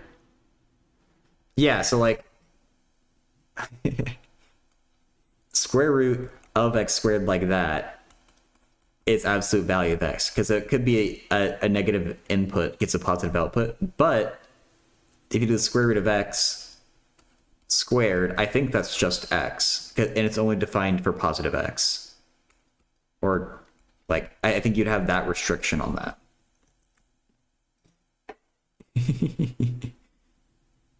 Nicholas Wong, can we do some implicit differentiation in practice? I have a test tomorrow, teacher's been behind and didn't explain it.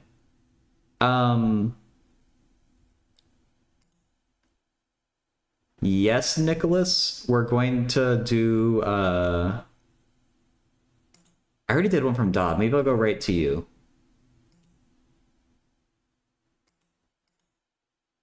Okay. Yeah, so Dodd, if you don't mind holding on, I'm gonna explain implicit differentiation here, and then I'll get to yours.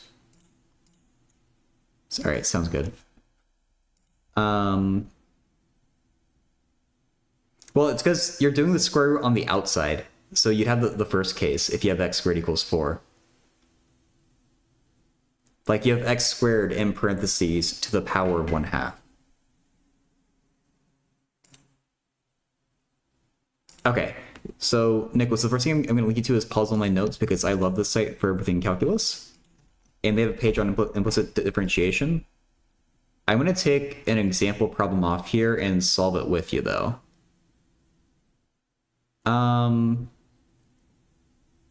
Paul's online notes, woo, Okay, let's start off with the simpler one, with x squared plus y squared equals 9.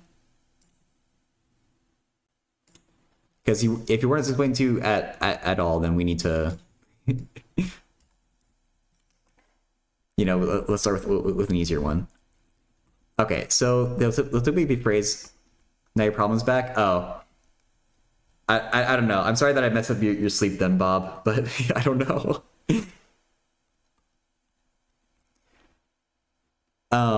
So they'll usually give you an equation like this and ask you to find dy by dx. And so what I'm gonna do is I think I think about this maybe a little bit differently than teachers often show, but this is the way that works for me. So how we find this is we do d by dx of each side. And so just because it's the first time that I'm showing you, I'm going to show kind of like every last detail, but if I was just doing this on my own, I wouldn't show all this work. And so we can distribute the d by dx into each of these terms, because that's just a property derivatives have. So d by dx of x squared plus d by dx y squared, and the derivative of 9 is just 0, so we can put a 0 there already. All right, so d by dx of x squared, that's your normal derivative. There's nothing special happening here. Just do your power rule, 2x. D by dx of y squared is where this is why we call it implicit differentiation. I'm gonna give a spoiler alert and say the answer to this part is it's like we do a power rule, with y, so it'll be 2y, but we multiply by dy by dx. So the message to take home is that when you take the derivative of something involving y, you treat it like it's x, but multiplied by dy by dx. And I'll explain why in a minute. But let's just get what the result should be, and then we'll talk a little bit more about it. So they want us to find dy by dx, and so now the task is to isolate dy by dx. So let's subtract the 2x over to the other side. We get 2y, dy dx equals minus 2x. And then we divide the 2y over, so we get dy by dx equals minus 2x over 2y, or just minus x over y. And so that would be our answer, that dy dx equals minus x over y. I was going to solve old exams, prepare for an exam, but the rest of the page is offline. Oh no, skeleton. So that's the procedure for how you do this. You get to treat y basically like it's x, but anytime you take the derivative of y, you need to include that dy by dx. And that's because y is a function of x. Exactly, as Sereno said, it's because it's y of x. And so this is a chain rule thing. So it could be like, it's because like it's like this y function is secretly hiding some x's inside of it. We don't know what it is. Like, how can I explain this? If we pretend as like, we could pretend like, for example, like if we had y as sine of x, I'm just choosing a completely random thing, and we wanted to find, and we had y of x squared.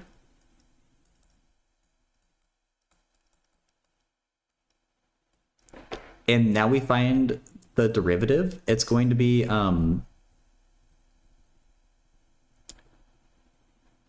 like sine of x squared prime is equal to 2 sine x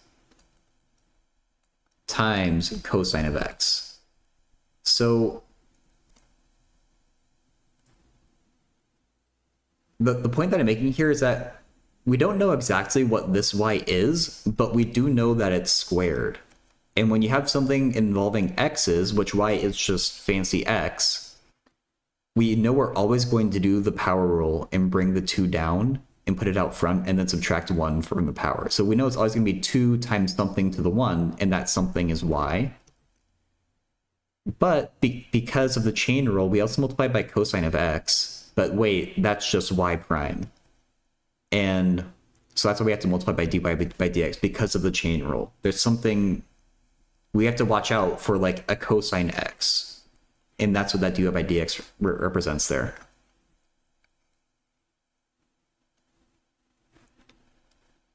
If y isn't y of x and y squared is constant, then dy by dx is 0, which means the entire d by dx of y squared is 0.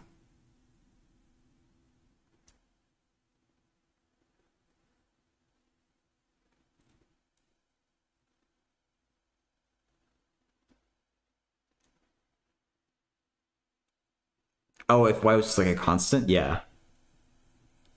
But if x is also secretly hiding another variable? Well, thankfully we don't have to worry about that, but it could be. Thanks, that makes sense. I have a question that says x plus tan xy equals 0. I just solve the same way using dy by dx every time I differentiate y. Exactly, yeah. So that that's an example where it can get a little bit weirder. Because you have like x and y inside a tangent. But it's going to be the same procedure every time. Well, if you want, I can go and solve this for you, but if you want to, like, I don't want to spoil it for you if you want to try it out on your own first. So I'm happy to work this one out for you, but let me know if you would rather work on it yourself. Work through it. Yeah, sure. So let's work through this together then. So I'm going to take d by dx of each side.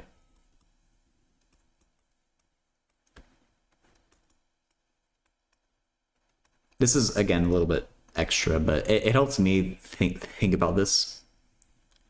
d by dx of 0 is just 0. The x goes to just 1. And now we have to take the derivative of this thing. So this one is weird because it's a tangent and then the xy. And so what do you do with this? Oops. The answer is, just for now, just pretend like we have, like, only worry about the tangent. Y comes later. So the derivative of tangent is secant squared of whatever we just had. So x times y. I need more space off to the right. And now because of chain rule, we need to take the derivative of x times y. And so that's become a product rule because y is secretly x. So when we do this product rule, I'm going to start by taking the derivative of x times just y. So we get just y. Now we leave the x alone and we multiply by the derivative of y. So x times dy dx equals 0. Like, this y becomes 1, but then we derive the y, so we multiply by dy by dx. And so this looks messy, but it's possible to isolate dy dx here. So let's distribute the secant squared in.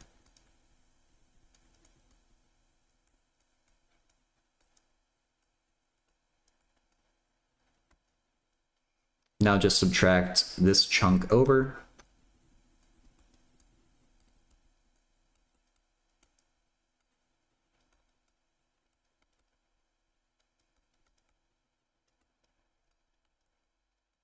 And now divide this chunk over. I'm also going to factor the negative out front of the fraction, just to make it look nicer. It's not necessary though.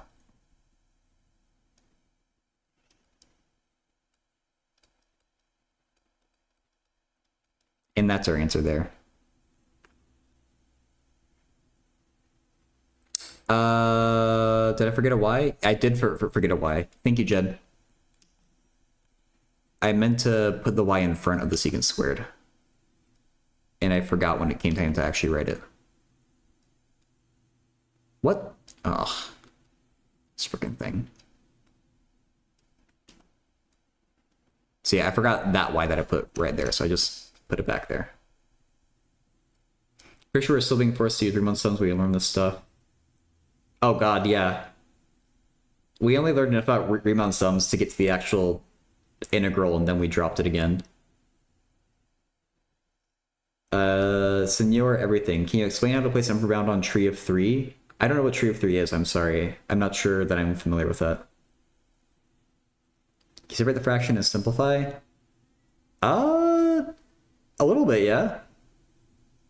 I think this is fine as an answer, but you could split up the numerator. Get something that potentially looks a bit cleaner. Vispa.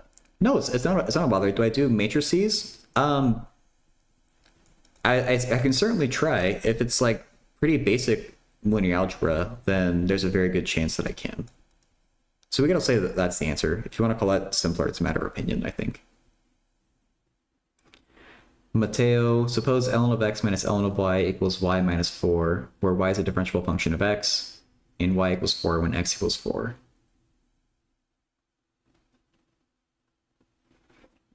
You know, teacher thought the rules like corrupted your ability to understand what was happening. Oh god. Yeah, Ellie, that sounds like a huge pain.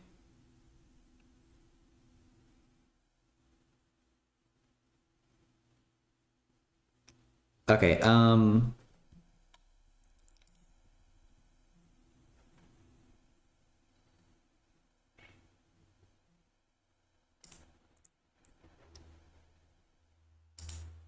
so we have a question from Da still to do, and then we have to do Mateo's question, and potentially we're gonna have a question from Vispa here. Okay, let's look at Da's question because they've been waiting. Yeah, Thartha never got back to me about theirs. So we're gonna do Da, and then Mateo's. and then potentially Vispa, if we hear what their question is. So you can type your question out there in chat, or I have a Discord where you can put images as well, if that's easier. And so Da is asking to graph a possible derivative graph of this function. I'm gonna add Da in the YouTube chat in case they're have the stream on mute or something.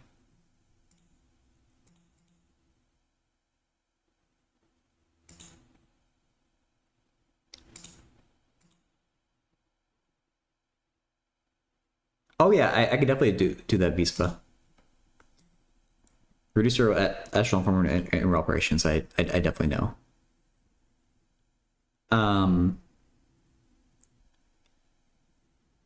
Okay, so we have to graph a possible derivative of this function. So what I'm seeing here is that on the left side, the function has a negative tangent, right? The slope is negative, so we should only be working like our derivative should always be negative in this block here until we get that 0 point right at x equals -2, and then it should become positive, at least for this block up here. And then it turns around again, it hits 0 right at 0, and then we go negative in this block. We go to 0, and then we're positive, and then from here we have a constant negative. My stream plus lo-fi is actually such good setting background, library vibes in my bedroom. Hell yeah, thank you. Over on Twitch, I actually do play some kind of chill music like that, but on YouTube, they're so picky about copyright that I don't play anything to YouTube. And you might have switched to sign on me in a sneaky way, but I think that's just 69. Because all of us have a -69 pair except for the last one. All right, so the actual shape of this graph isn't that important to me, Da, but the important bit is that every time this function flattens out, our derivative should be 0.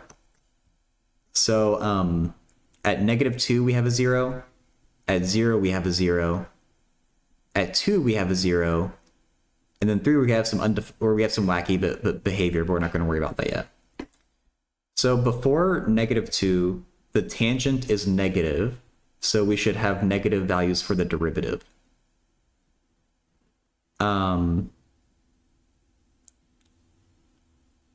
So I'm going to start negative and come up to there, and then we're turning positive. And then between -2 and 0, we're positive, but we're going to come back down to 0 again. Right here. And now between 0 and 2, we're negative, but we're going to hit 0 again right at 2. So we're going to go negative and then loop back around. And now after 2, we're going to be positive up until 3. I don't know. The actual shape isn't that important, but I'm just going to do like something like that. And then right at 3, we have this like corner here. There's something called a cusp. The issue with these is you could draw a bunch of different tangent lines. And how do you know which one to choose? At points like that, the derivative we just say is undefined. So I'm going to put an open circle at 3. And then after 3, we see we have a constant, it's just a line with a negative slope. So our derivative, we can actually see that the slope, we run 1 and we rise -1. So the slope is -1 beyond this point. And the slope of the line is the same as the derivative. So we do another open circle, and then right at -1, we just have a horizontal line. So I'd say this is the answer that I would probably put for this question here.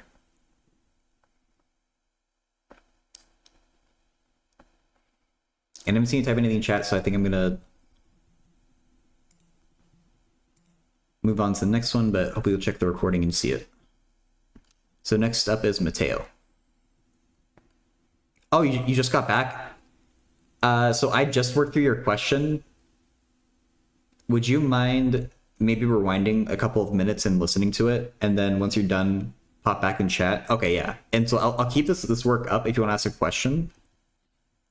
But for now, I'm going to like move on. So if we were to pop back in chat if I didn't explain anything well. Yeah, thank you. All right, so now we're going to look at Mateo asking an implicit differentiation question, coincidentally.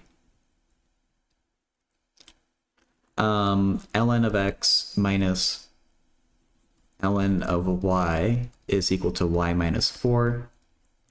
Both YT you have a, yeah, like that's something that's really nice about YouTube, is that it's so easy to just rewind live.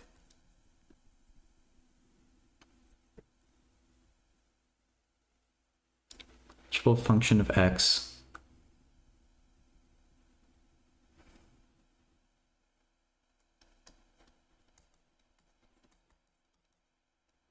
oh my god.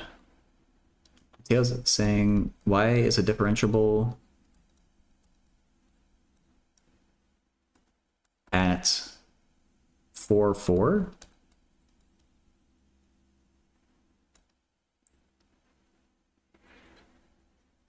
What is dy by dx at x equals 4? Okay.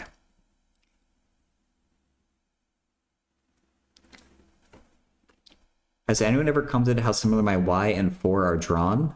I don't think I've gotten that exact comment before. I can definitely see the similarity there. Okay. So whenever I do implicit differentiation, I like to take d by dx of each side. So d by dx of ln of x minus ln of y is equal to d by dx of y minus 4. All right, and so now take the derivative of ln of x. That's just a normal derivative and nothing special. That goes to 1 over x. Now, ln of y, that is a little bit special. We can pretend like the y is x at first and get 1 over y. But then we took the derivative of something with y. So let's multiply dy by dx. Now we're equal to, coming over to this side, that y goes to 1, but we derive the y, so multiply dy by dx. And this 4 becomes 0. So I'll just put a plus 0 to symbolize that 4 went to 0. Hey, Edison, how are you doing? It's good to see you.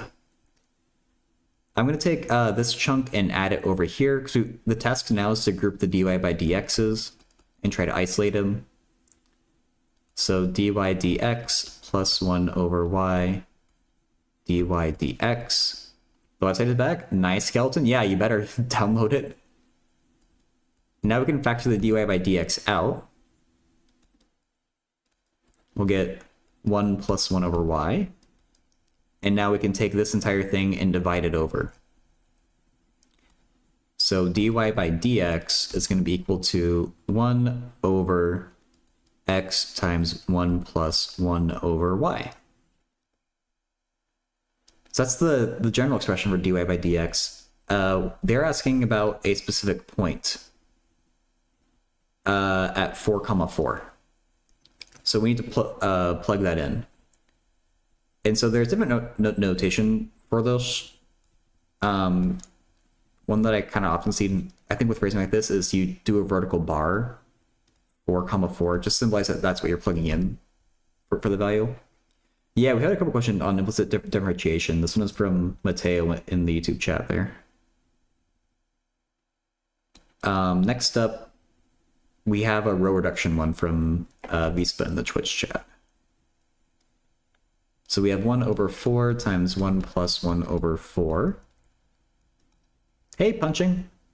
I'm about to wrap up this question. I have another question to do after, and then it'll be you, if you don't mind.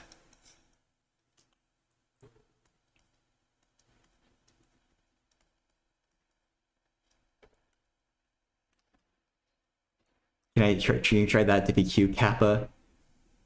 Oh, it's second order. Yeah, that's a hard one. Once we distribute, we get 1 over 4 plus 1 is 1/5. And I think that's our answer, Mateo. So let me know if you have any questions about what I did there. Yep, 1/5.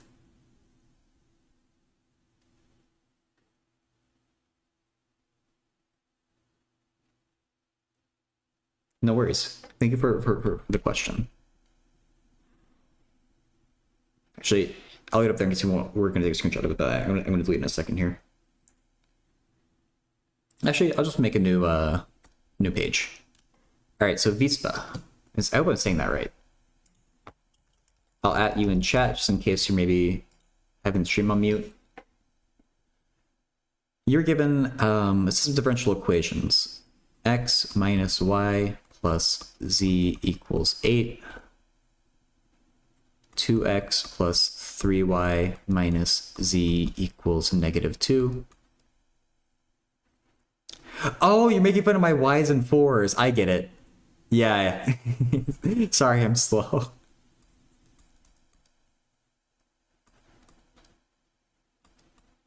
That is a good one, now that I actually like realize it. Awesome, Da. Glad to help.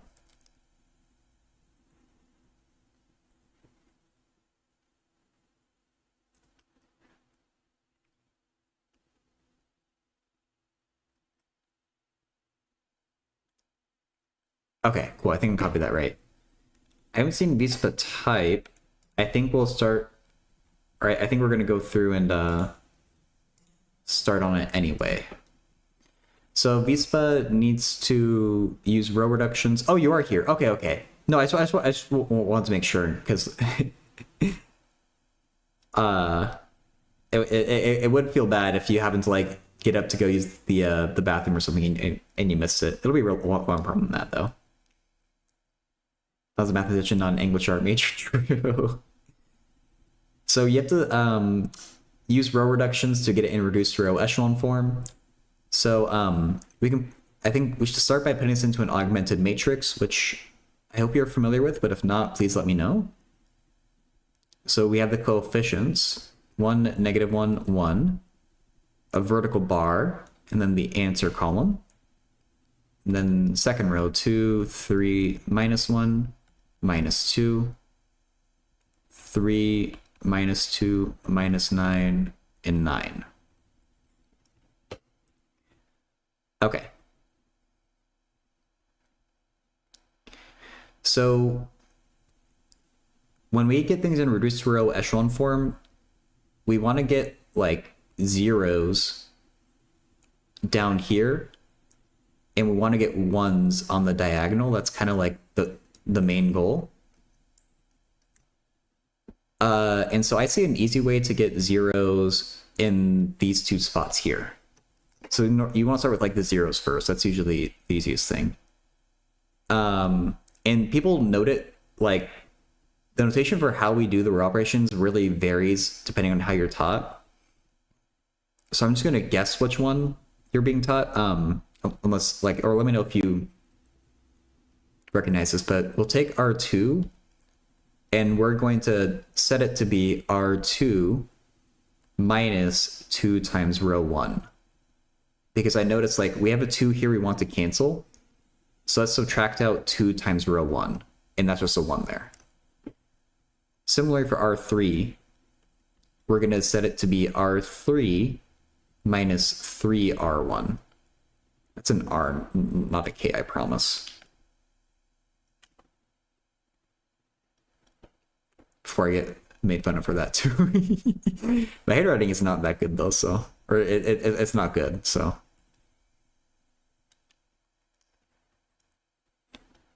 Okay, so the first row stays the same.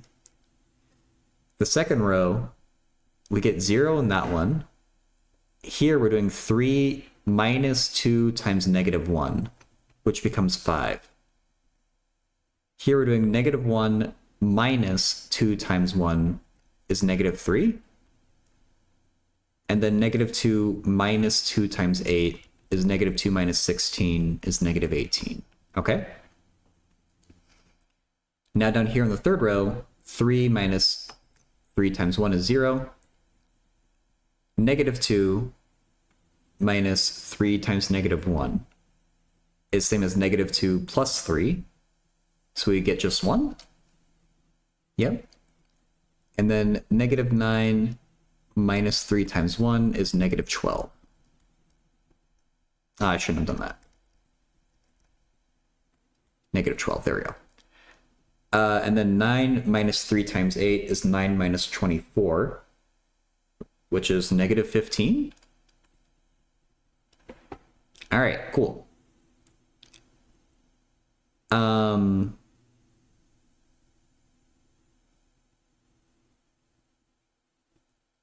Now I see we have a 1 here, and getting 1s on this diagonal is our goal. So I'm going to swap row 1 and row 3. And also with row reductions, there's no one right way to do it. So you could do like, you could do things slightly different for me and still get the right answer, as long as you're consistent. Yes, swapping row 2 and row 3, as Shed says. Oops. See, and I just made an error, but thankfully I caught it. I didn't swap the 15 and the 18. Okay, good. Oh, I said row 1? That's my bad. Thanks for correcting that, Jed.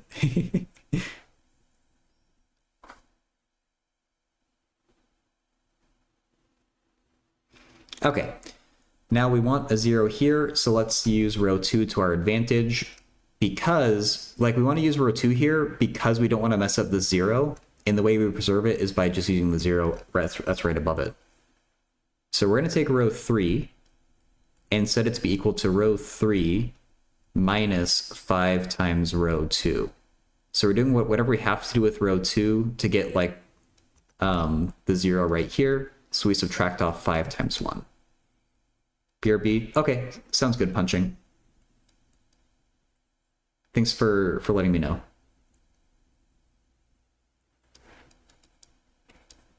First row stays the same. Second row stays the same.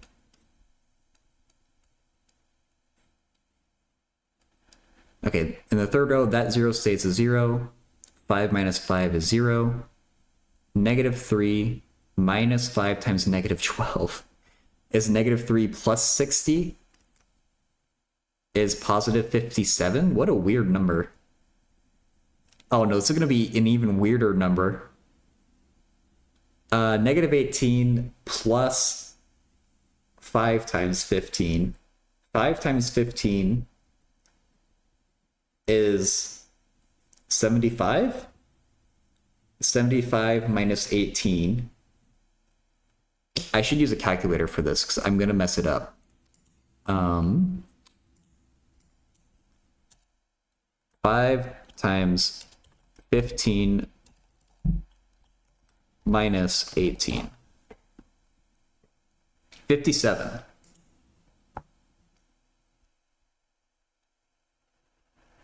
Oh, hey. That's convenient. So let's get, we want a 1 here, and we have a really convenient thing that we can multiply by. We can multiply row 3 by 1 over 57. Actually, that's not notation. I'm not being used to my notation. We can take row 3 and set it to be 1 over 57 times row 3.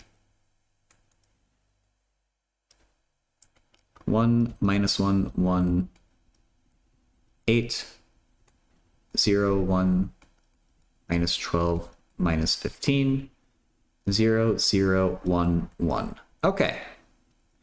So now at this stage, we've gotten our zeros and our ones where we want them.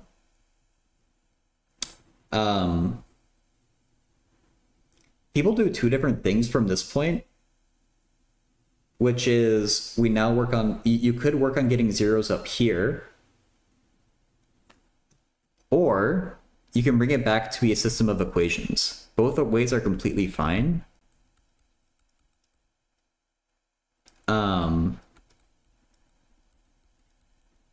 This is how it would look if you bring it back to a system.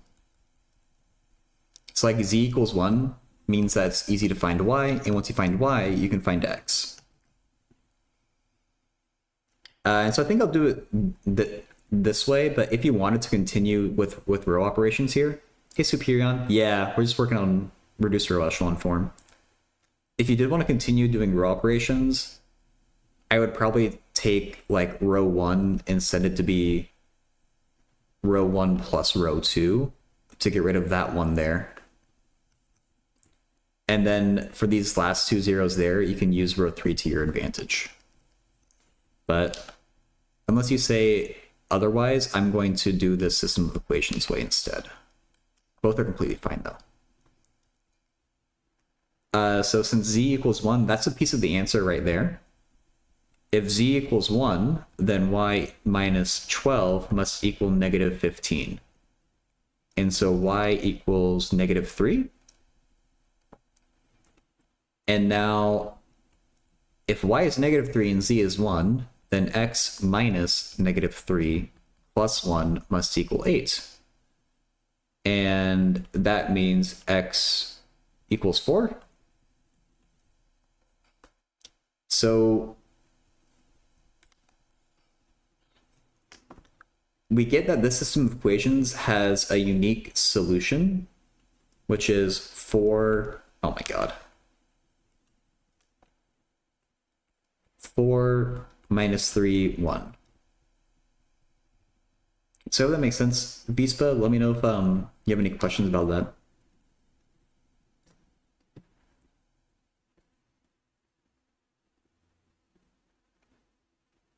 No worries. Why negative 3 branchless tree? Ugh. You could say that about nearly every one that people draw, unless they... I mean, I guess if you draw your ones like that, that's a tree with a branch and you include the ground, I guess. I don't know. One is just a line, okay?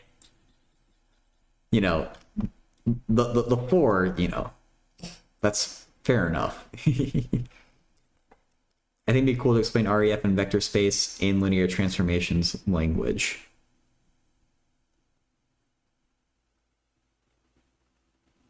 The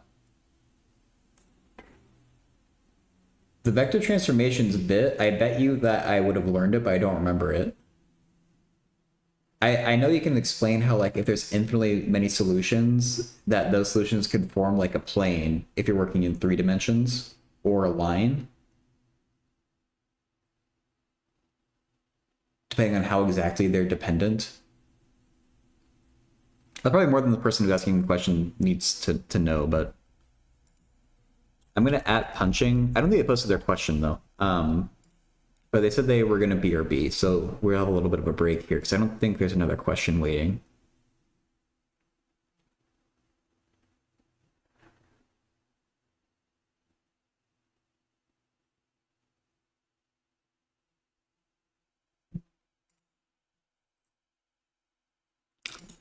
I don't think I've actually run into someone who draws their 4s like that. It's just kind of a pain. You know, maybe it's not, well, it's not that bad. It looks kind of dumb though.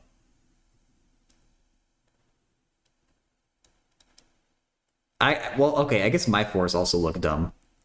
Maybe I live in a glass house and shouldn't cast stones. I would prefer the 4s how I write them though.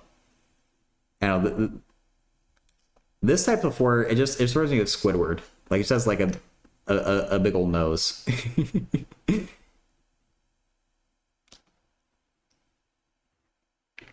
Do a Minesweeper? Oh, hey, it's a nice little time fill.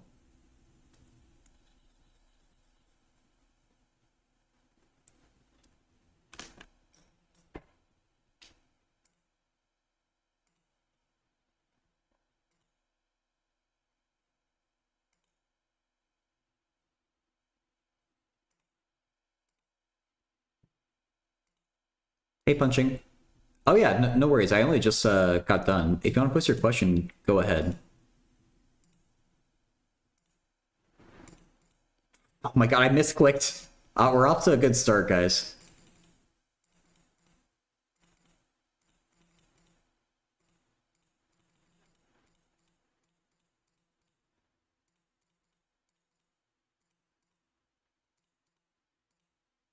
This is bad. I when I'm trying to do this, I can feel the 12-hour stream yesterday in my brain. I am not as sharp right now.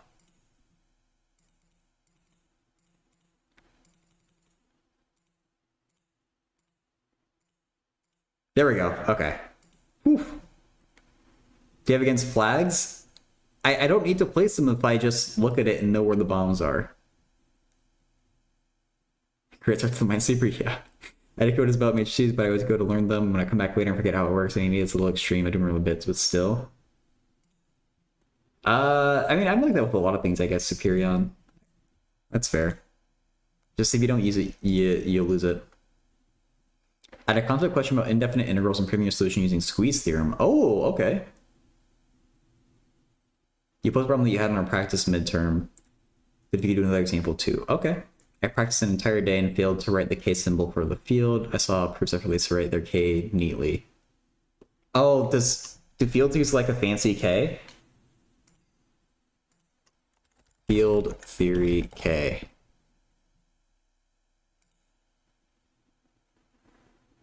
That looks like a normal K. It looks a little bit fancier.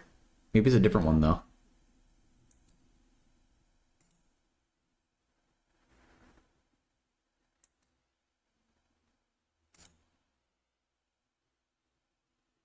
Maybe it is just that K. I don't know.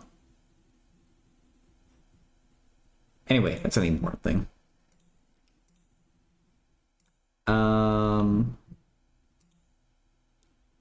Oh yeah, okay, you're still posting it.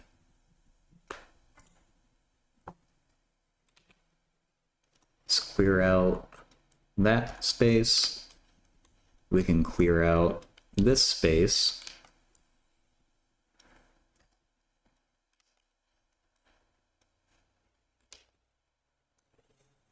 We can clear out... Actually, I guess Ythart never told me what to do with their function, so I'm going to delete that.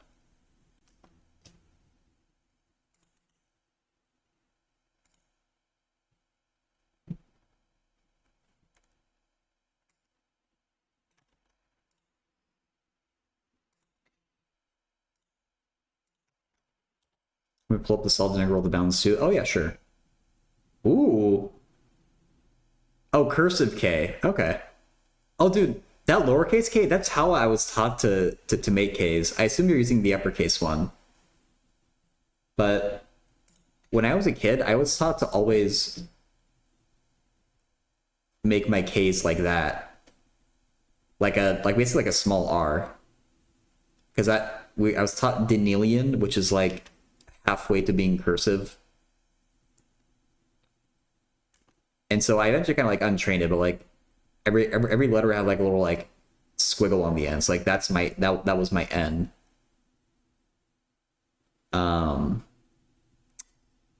What else was different? I forget, but they really emphasized that way of handwriting. The small one? Oh, really? It is? Maybe I'm an expert at field theory then, because I was just taught to do those Ks at a young age. I mean, it's just a stupid capital, like, uppercase R. You just, like, take that part and lower it down a little bit.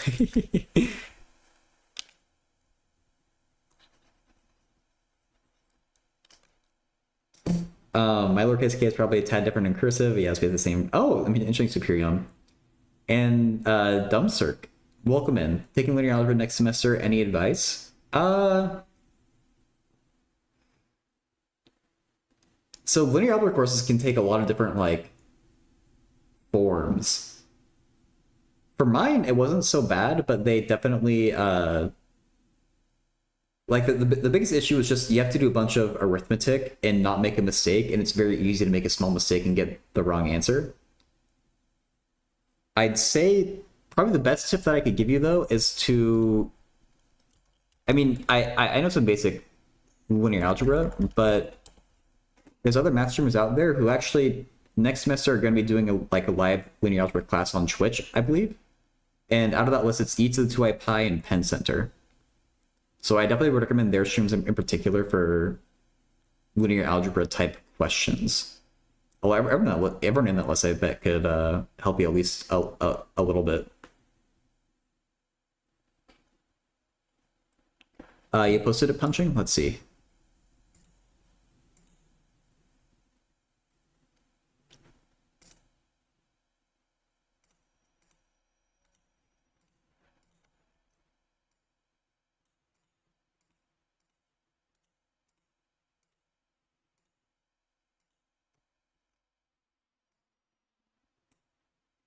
Yes, sounds good, Dumbcirc. Yes, sorry, I don't like a specific tip for like, oh, really study this thing or that thing, but it's kind of hard because linear algebra is very like general class, I guess. It is very good to know though what skeleton is saying. You read abstract algebra? Oh, okay. Yeah, and so if you have any questions, like I'm sure anyone in that list could help you, but like if it's basic, I can help, and then people will probably be the strongest on it, or like the freshest on it will be Eta 2 pi and Penn Center there.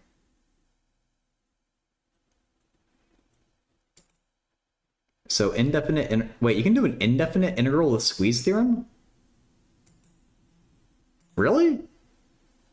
And this integral here is definite.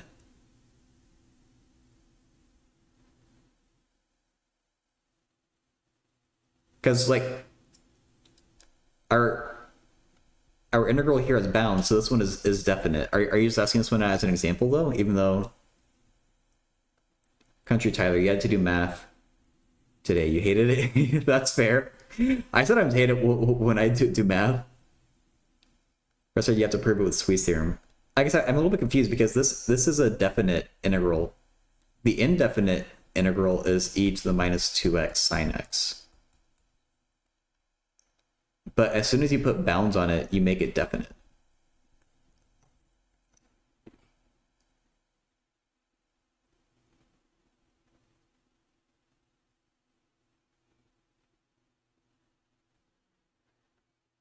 And people force me to do math. It's the worst. So that's why I guess that's why I'm confused, I guess.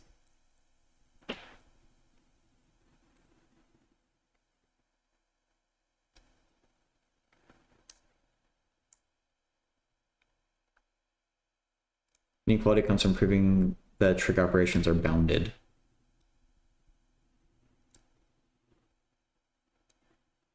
Yeah, I guess I was confused even before, or I guess I hadn't looked at the function yet, but I guess I was confused on the phrasing of the question where you mentioned indefinite integrals, but this one is definite.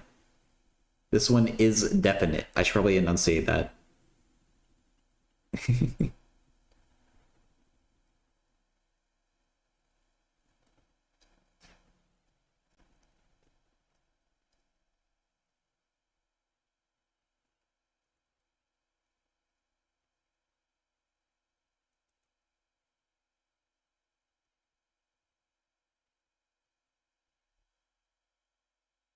That's a random inequality.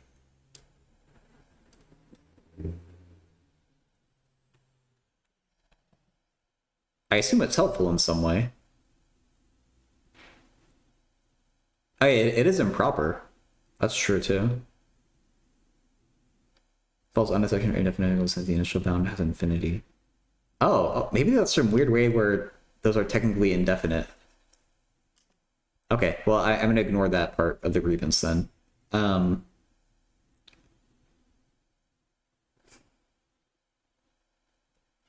So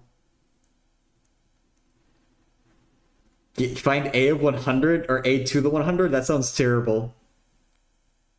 And if there's a 0 in there, it'd probably be possible without, or yeah, if there's 0 in there, it'd be easy. So -3 is less than or equal to minus 2 sine x minus cosine x. That's equal to 3? And we're supposed to use that for this problem?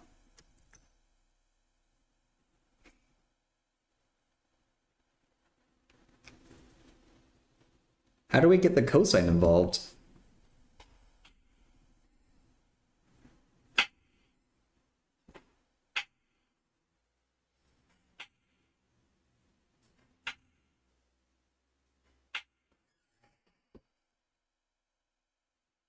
e to the 2b over 5? Well, yeah, but why is it... Oh, wait. Okay, so I'm just... I'm mistaken for like when you're using this inequality. I thought you were using it like right at the start of the problem, but you're actually doing the integral. Like you're finding the indefinite integral first, and then you're using this inequality.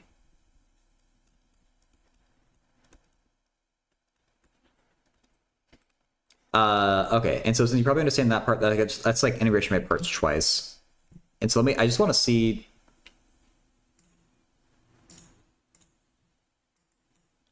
like e to the...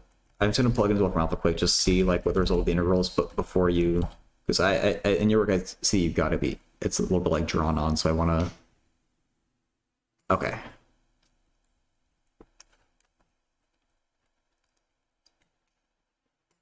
So yeah, negative 1/5 e to the negative 2x.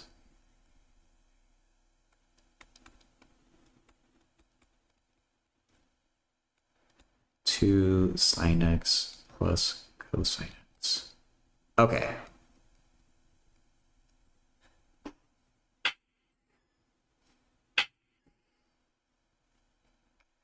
And so that's where that comes from. And of course we make it a limit. And you use b, which is fine. And you bring the negative inside, which is also fine.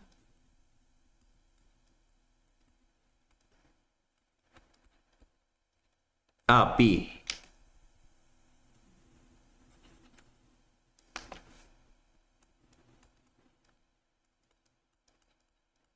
No, oh God.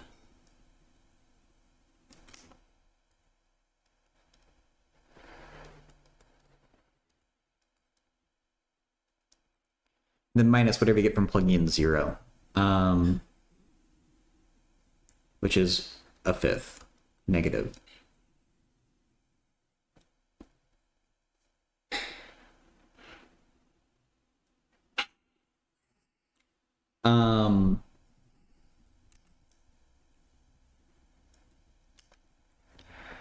Okay, and so now for this limit is where we have to do some squeezing. So yeah, if we know that negative 3 is less than or equal to negative 2 sine x minus, well, we can use b's.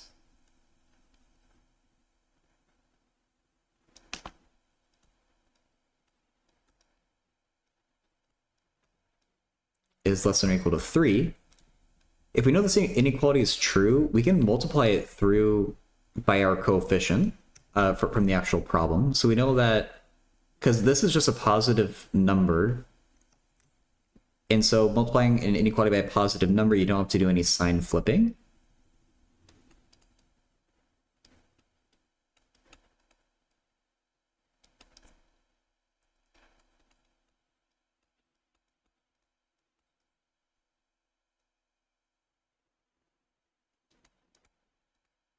Sine b minus cosine b less than or equal to 3 times 1/5 e to the minus 2b. Okay, and now if this inequality is true, their limits should also behave the same way.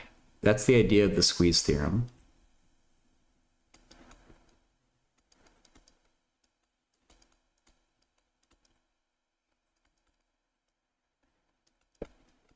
So really, this is just like a limit problem, but it comes from an integration problem. This is just our normal squeeze theorem for limits.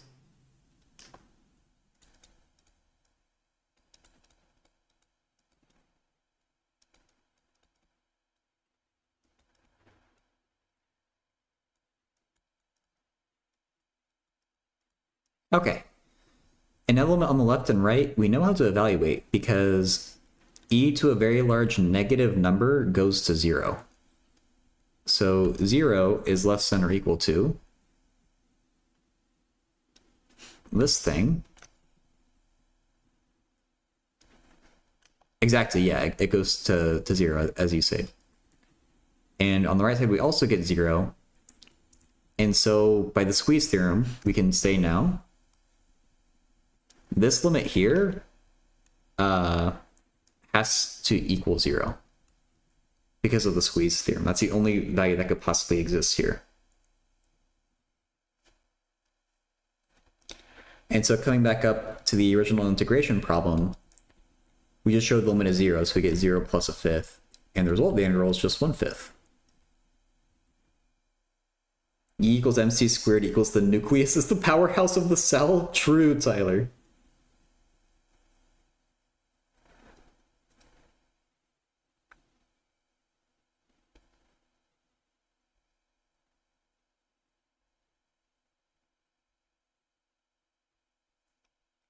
So yeah, we can definitely do another example if you want to see one punching, but are you okay with this one?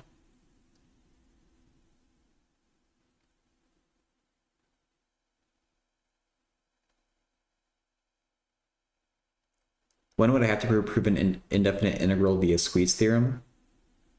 Often. Yeah, as far as I know, squeeze theorem most often comes up with sine, cosine, and like arctangent. So if you see those involved in a limit, you often need squeeze theorem. And so I can't think of an example where squeeze theorem is a good idea that does not involve a trig function. There might be one out there, but I'm not aware of one. I wonder if Paul has an example that doesn't.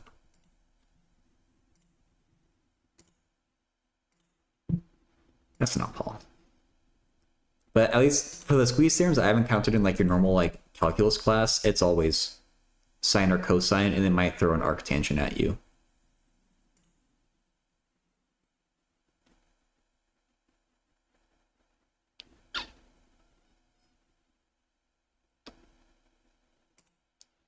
Where does Paul talk about the squeeze theorem? Paul? You'd rather take an arctan? I mean, in my mind, they're kind of all the same. Okay, so like that's, oh, he only does one squeeze theorem, interesting. But that one does involve cosine. They kind of all lend themselves to the squeeze theorem because they all have nice and clean bounds for their range. So like sine is always between -1 and 1. Cosine is always between 1 and -1. Arctan is always between pi/2 and -pi/2. They all have that same property there that gives you really like nice and clean bounds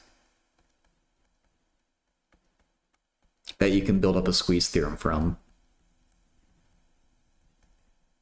So that's why like these things are the most frequent like squeeze theorem users.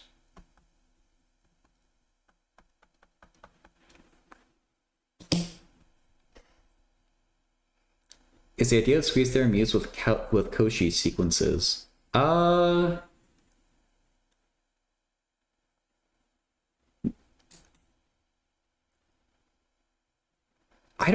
I can't figure out a squeeze theorem interpretation for Cauchy sequences. I think they're a little bit different. There maybe is an interpretation there that I'm not thinking of, but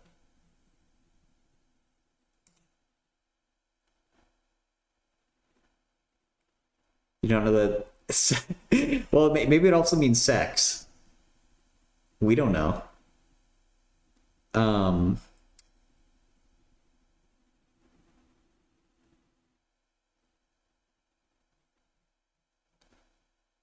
So we talked about Cauchy sequences a little bit in Zach's class at the beginning of the year. But a Cauchy sequence is really that after a certain point, any pair of points you can name are bounded within a certain epsilon. Which they both talk about convergent things, but I don't think it's the same as far as I can think right now. This is a family this is a family stream. No sex, no boobs, no dicks. I don't care. I mean, if people want to talk about sex, then I don't care. But what's a so I might have a hard time finding an actual second example here to work on. Why is Calc 2 90% algebra? It's just the way she goes, unfortunately. Yeah, if you don't mind pulling up an example.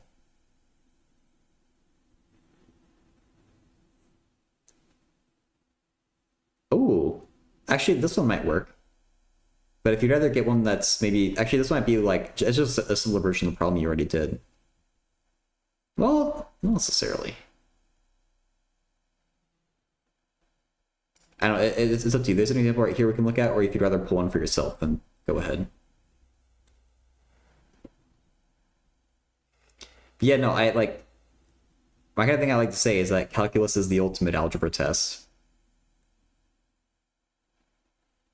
Algebra seems useless until you take a calculus class, and it kind of is useless until you take a calculus class. I'm glad I'm not smart. These guys are having some real problems. You like algebra and I'm terrible at calc? Oh, I guess we're opposites then, Sereno. Well, when you say algebra, I think you mean like abstract algebra and linear algebra. I think Punching was saying algebra and like y equals mx plus b.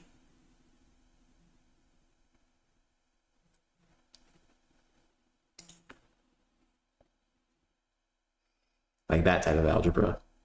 I don't know if there's even a good word for that, like college algebra. Let's start putting letters where numbers go. I'm out. It's where the best math is done. Get the numbers out of my math, in fact. To a certain extent. Oh, okay. I think you found an arctan one for us to play with. Yeah, we can definitely do this.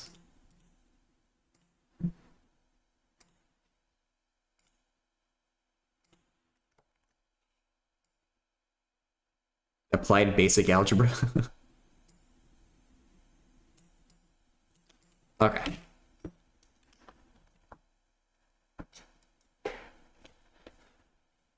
So 0 to infinity x arctan x. Oh, also, it depends on the professor how picky they are about it. But technically, as soon as you see a limit like this, you should do the limit as b goes to infinity, 0 to b of that entire thing. I personally don't do that because it's just way too much writing. But just as a disclaimer, like some professors do care about that. I just keep it as infinity until it actually matters. But I just want to throw that in there in case your professor cares about it. Okay, so... Oh, good, your professor should like that. Perfect, then. How do we want to integrate this?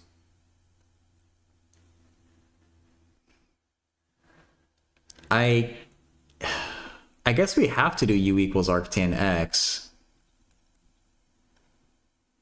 No, this is integration by parts. I see. I was like, isn't that stupid unless you change the bounds immediately? Oh, really? Oh, okay. Well, you can do that too if you want then. I just think it's too much writing. A trig sub? I don't think so. Because are you hoping to get like a cancellation? Well, I was saying like maybe x equals tan u could be funny. Territar is saying that too. Okay. Yeah, let's try x equals tan u.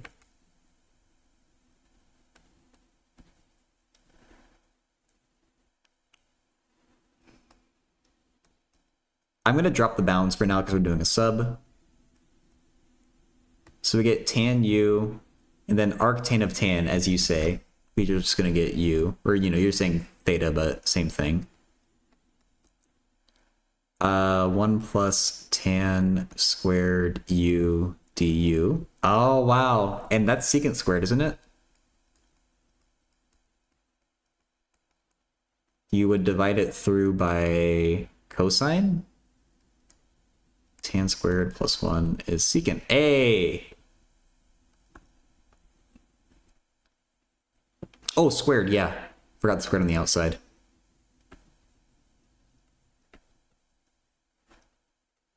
Over secant to the 4th u du.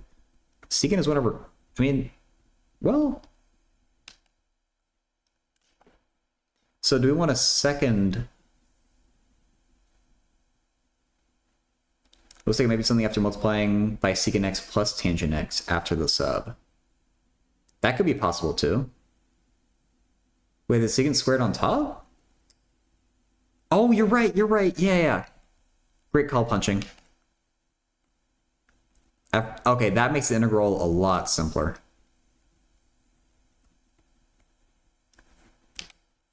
Thank God.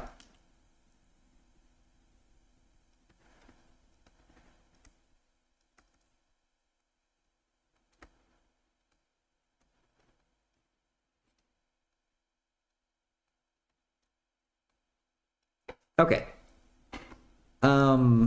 I feel like I actually still have to integrate by parts now, because like this u is gonna mess everything up, isn't it?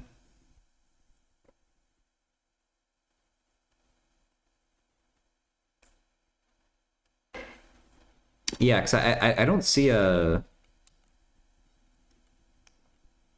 different way of going about this.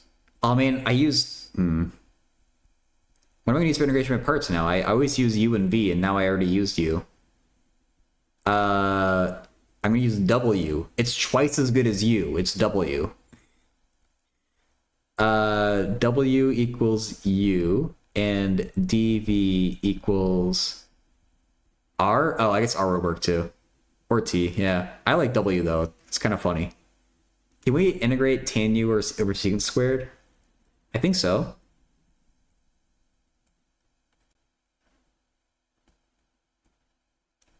So we get dw is equal to du, and then v, we need to do some side work. What is the integral tan u over secant squared? A 20-watt streak. Cover your eyes. Hey, $5. Thank you for that. I shouldn't use v. Okay, here I'll use r. If r is tangent, dr is secant squared u du. Oh no, that's not canceling. Yeah, that's not as simple as the integral as I thought.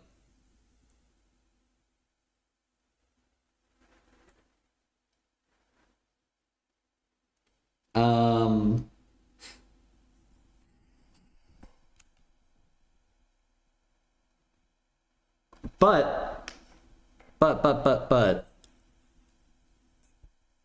Pythagoras invented those identities for a reason. No, that's a painful identity though. No.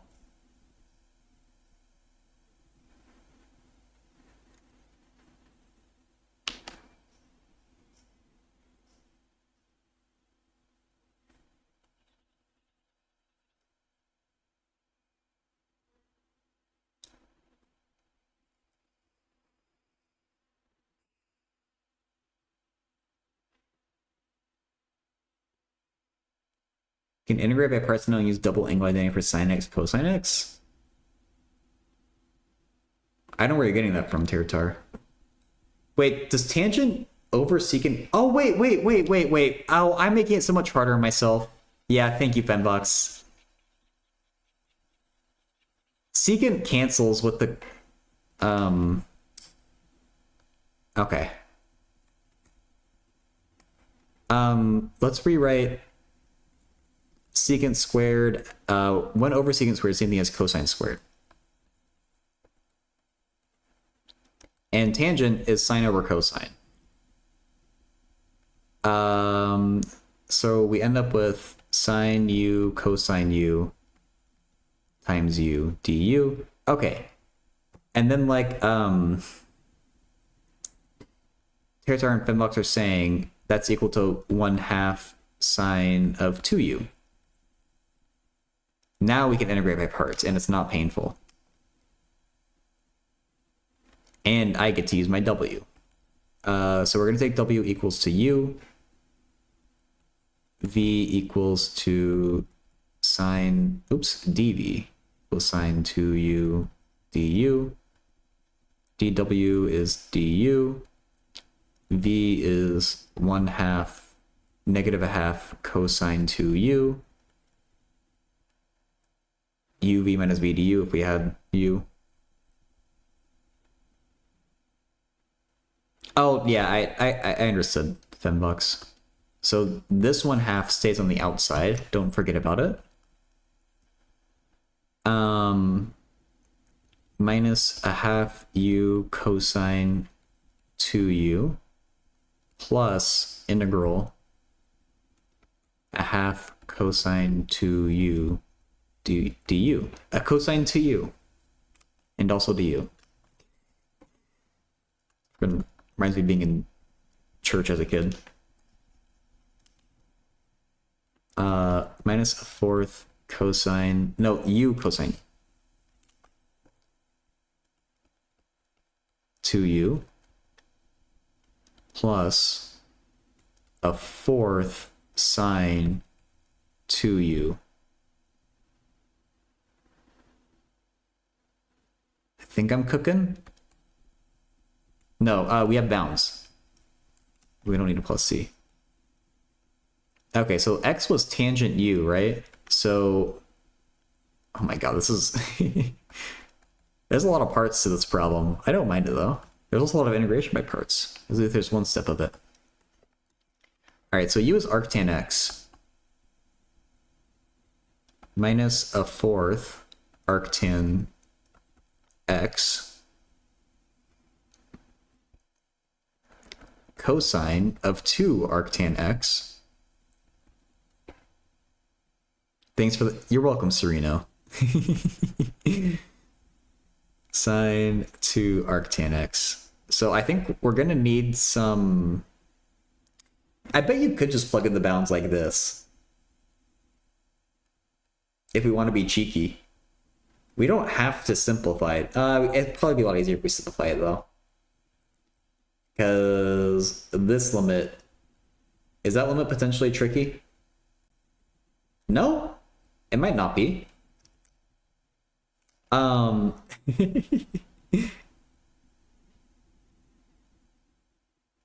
Yeah, we might end up getting a squeeze theorem here. Yeah. No squeeze. Unlucky.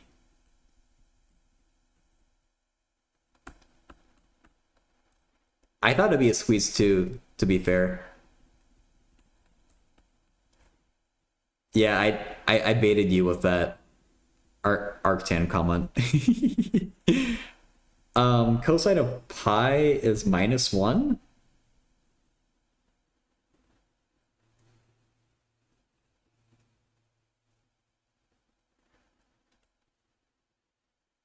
Sine of pi is 0. Arctan of 0 is 0. Cosine of 0. Okay, 0. Sine of 0 is 0. 0. We get a whole bunch of zeros. So we get pi over 8.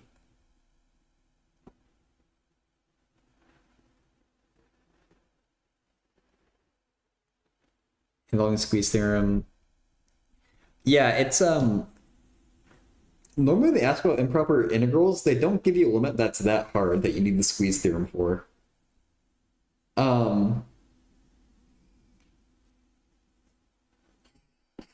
I can tell you generally, if you do end up with something that involve, like, if you end up involving if you end up with a limit that seems to need the squeeze theorem, just always remember the basic 3 like facts here. And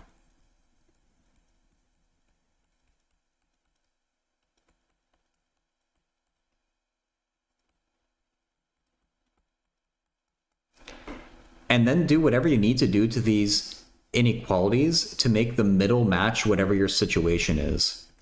But whenever you do anything, you need to ask yourself if you need to flip the inequalities. So if you end up with like a negative sign or something, multiply through by -1, but remember that, I mean, I guess that doesn't matter in this case. One problem, you didn't include that in your own work. Oh, okay. Is it correct? I don't know if I'm actually have to plug it into Wolfram. 100th edition?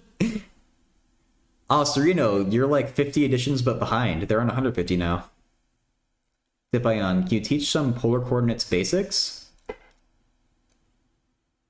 I could talk about like what polar coordinates mean if that's what you want to hear about. I feel like I'm a little bit worried that your polar coordinate basics are different from my definition of polar coordinate basics, though. And you're talking about something that's more advanced.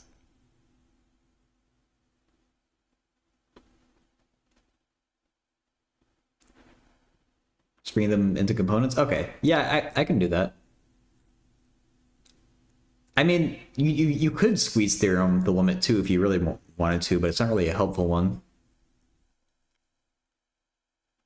Or something one where you have to use squeeze the theorem. I had to talk about this one more, like a squeeze theorem more, but let's Oh wait, Dipion, are you talking about polar vectors? Where like, so there's, oh.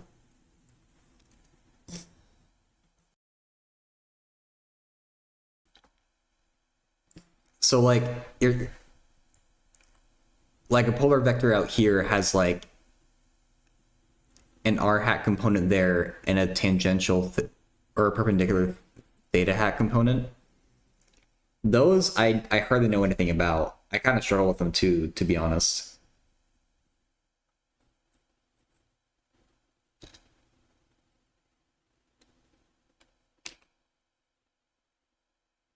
See, I don't think I can talk about that. I'm sorry, because I just don't really know them for myself. Because those are just, they're super weird. Like, thanks, Serena. Yeah, I get how R always points away from the origin, but like, how is that a helpful vector basis then?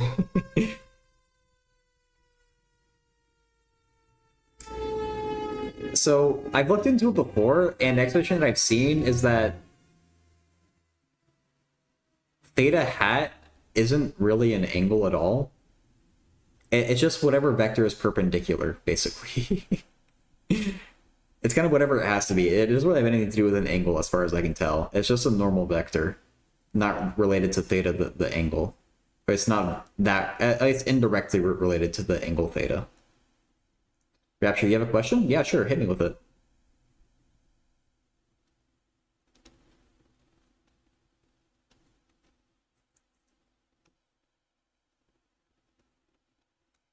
I guess punching, there is also a different thing. There is a squeeze theorem specifically for integrals. That's what I thought you were going to ask about.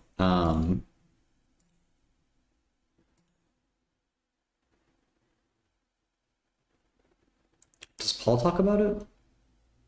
Oh, it's called the comparison test here, but it's basically the squeeze theorem for integrals. Where if you don't know the result of one indefinite integral, you can bound it above by another. Or if you know the result of one improper integral, you can bound it above by the result of another, or from below. What is a mapping in math? Like, how are they similar to functions? Yeah, we can talk about that. Def and impressive, how much you know? Oh, I don't... I feel like all the time someone asks me a question, I say I don't know how to do that, but I appreciate the kind words, Stefan. Thank you. Um,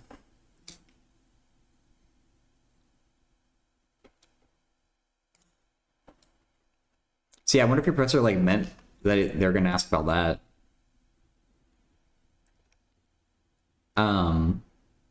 So Rapture, as far as I know, a mapping in math, it just assigns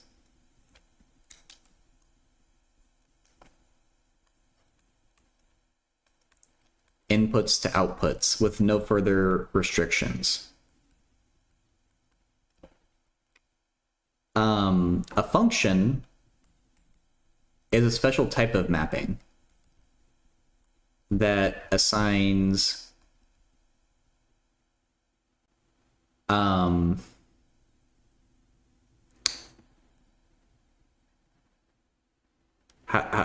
should I phrase this?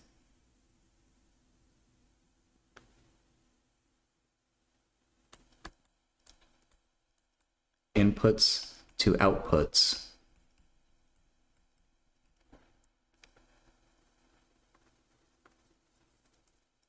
But each input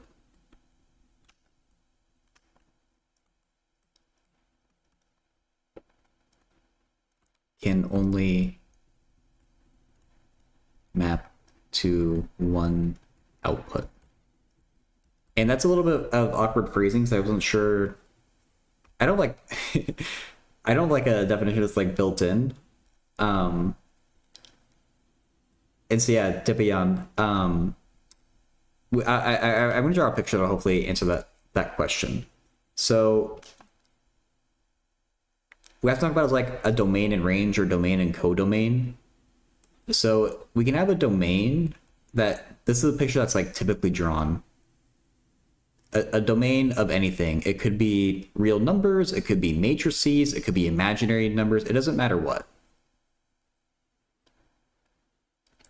That looks like a cookie.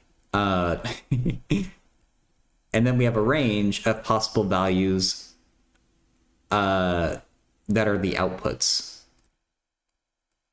So input, output. And so these could be any of the things that I just said. And so a mapping is any relationship that brings some or all of these inputs over to the outputs. You can draw these arrows any which way you want, as long as they start at an input and end at an output.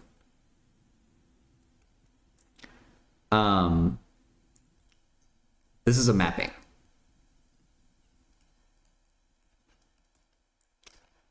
A function puts a restriction where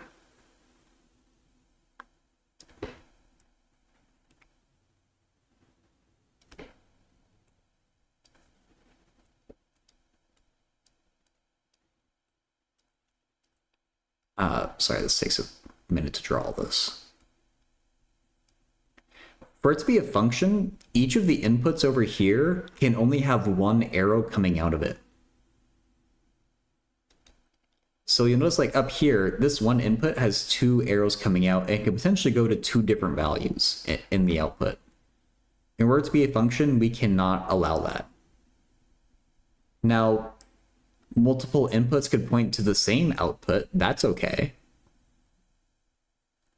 But each input has to have like a unique output. And so that kind of general idea is often taught to students as the vertical line test when it comes to graphing functions. So like a parabola like this, it passes the vertical line test because any vertical line you can draw only hits the function once. But if you take that same parabola and flip it sideways,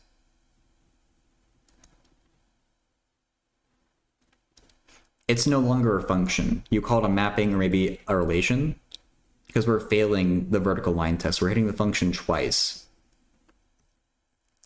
And so this is saying that like we're taking a single x value, let's pretend that's like x equals 2, and we're assigning it to both positive root 2 and negative root 2.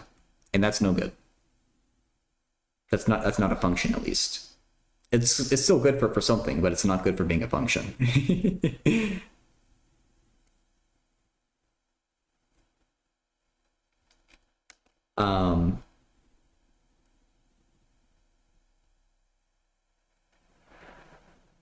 No worries, Rapture. Thank you for the question. Isn't y squared equals x? So if you consider y as your domain and x as your range, that's a function. Like, there's nothing special about the letters y or x.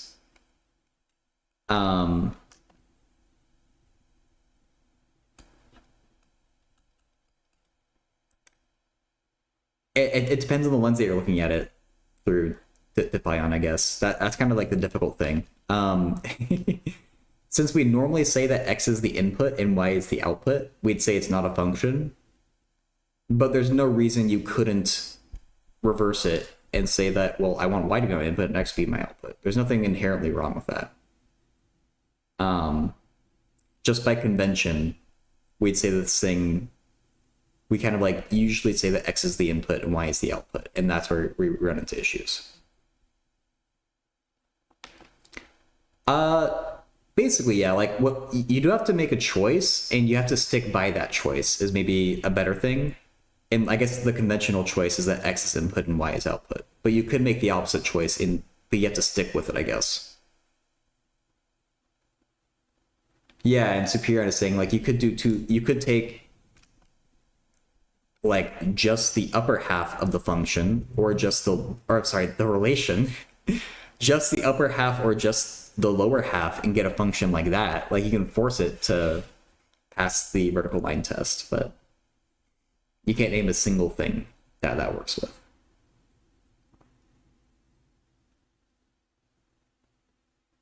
What does this notation mean? F A to B? And Dinovish, I see your question. That's a good question that I'll have to Google.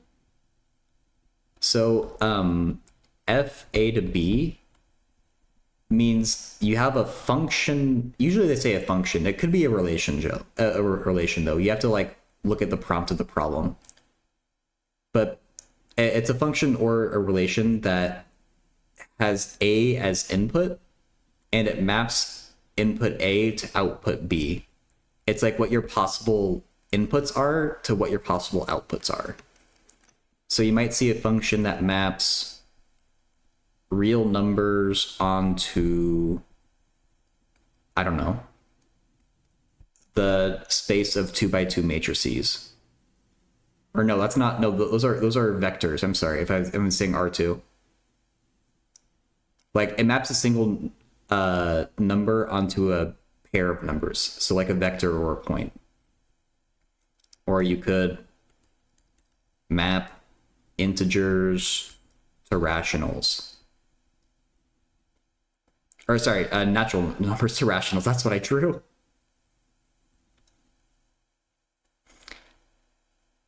The reason to rotate it by 90 degrees.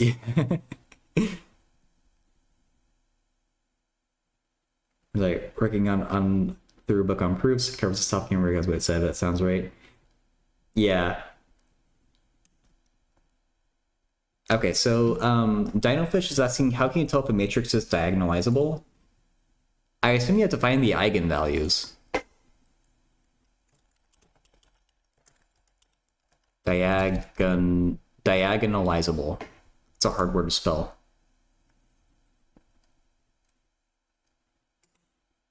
Oh, it needs unique eigenvectors. Really? I guess... Can one eigenvalue have multiple eigenvectors?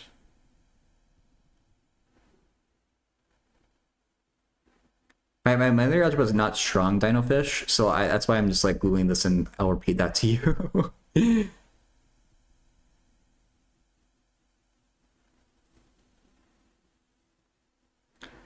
So if it has an n by n matrix with n distinct eigenvalues, it's eigenvalues. Okay. So I misread it. It is eigenvalues. So you have to find the eigenvalues and see if they're all different. You're becoming show? R due to R is pretty much all we see and remain blind from true beauty. I guess it depends what part of you're interested in. But yeah, I guess the eigenvalues are all you need there. And thank you, Anders. Distinct, different numbers. So you can't get if you have a 3 by 3 matrix, you need 3 different eigenvalues. If you have a 2 by 2 matrix, you need 2 different eigenvalues. If you get like 1 for an eigenvalue twice, or you find out all your eigenvalues and you don't find as many as you have columns, then you're in trouble. If you have a 3 by 3 and you only find 2 eigenvalues, then it's not. And Debian, can you teach me what matrices are really about? That's probably a deeper question that I can really answer well. They apply anytime you have... Well, I don't even know how to say that. Matrices are just... They're just always there in the background. Yeah, dino fish. That's the best way of saying it. I wasn't sure if that would like make sense though, or yeah. Whenever you get that like characteristic polynomial, you should have no repeated roots.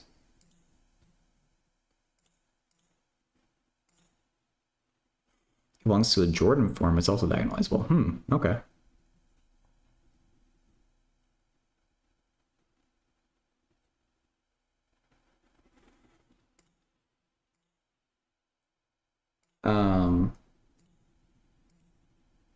Okay, I don't want to stream for super long today because I had a long stream yesterday. I think there's a little break in the question, so if anyone's gonna have a question, let me know in the next few minutes. If not, I'm probably gonna end things. What? Oh no.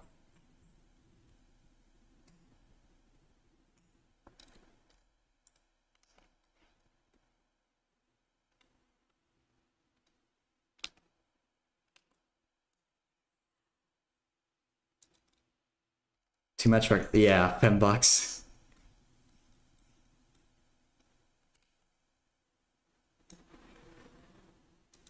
Too much, but at the same time, not enough.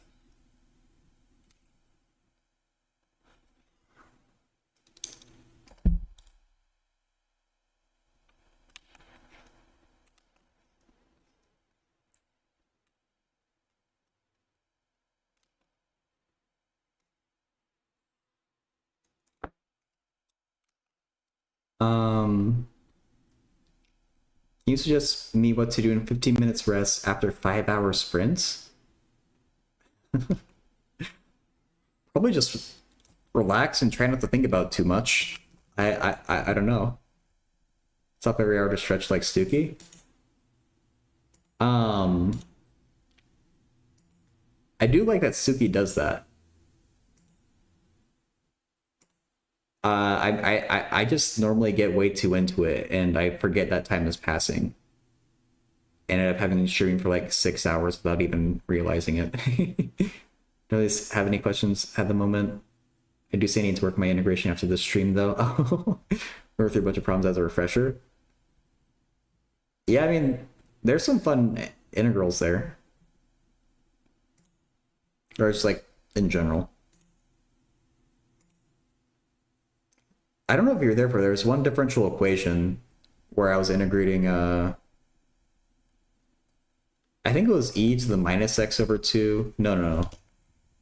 It was a mistake to even like get this integral, but it was kind of fun. Like times minus 2 over x. Wolfram Alpha couldn't do it, but I think you can just do a u sub with it. I've seen those Berkeley math competition, or those Berkeley integrals, and I'm not interested in those types of integrals, man. They're way too difficult. Like they're more difficult than fun, I guess.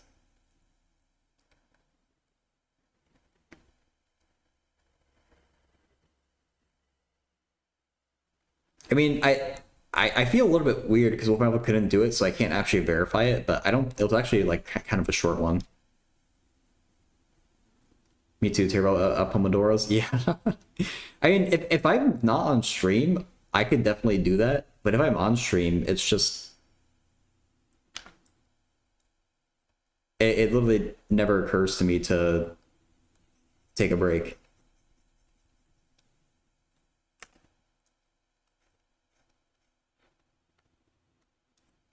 All right. I think we'll probably wrap things up then.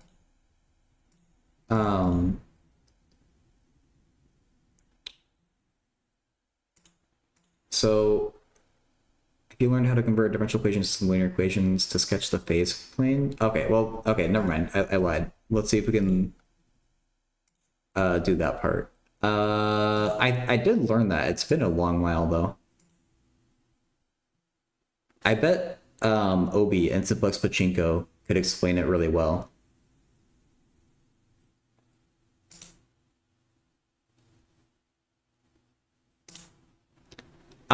Really slowly. I said I was gonna speedrun it, but I'm so bad with at the chapter 3 questions that I've been slowing down and just trying to learn it the right way. I just did problem 20 last and I started working on 21 today, but I raged at problem 20 because like literally I can't figure out why one of the formulas they've read in the book just doesn't work for it. Started chapter 4 today, did the multi-choice problems. Oh, okay. I'm gonna have to cut myself. I mean, I'm nearly at the end of the chapter 3 problems anyway. And I should just move on, but I'm being stubborn with it. Convert a Diff Eq into a system of linear equations. How does that work? 320 was okay. 319 was hard though. Oh, I skipped 19.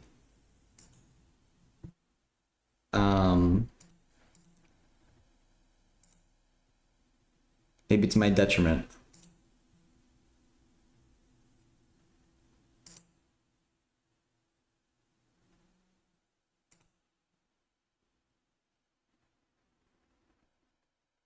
Oh, I guess this is the substitution you do?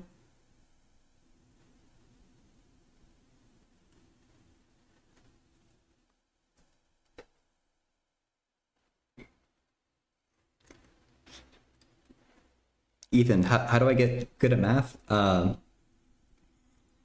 unfortunate answer is just practice. I in person, I just have to grind out a bunch of problems and then it eventually sinks in.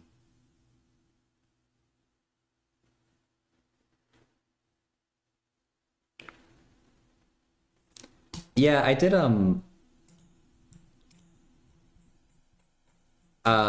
I tried to use a sub r equals omega squared r, and for whatever reason it didn't work. I must have calculated omega squared wrong. But if you do v squared over r, it does work, so I don't know. That's why my omega must be wrong. So yeah, I'll drop the link to this page here for you. But I guess you take this change of variables here. Nobody's good at math? That's true too.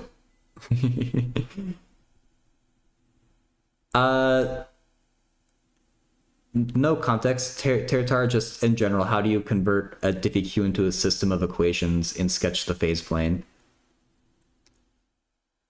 So was that the issue? So I converted 1,000 revolutions per minute to whatever revolutions per second and used that. Is that not the same as a radian?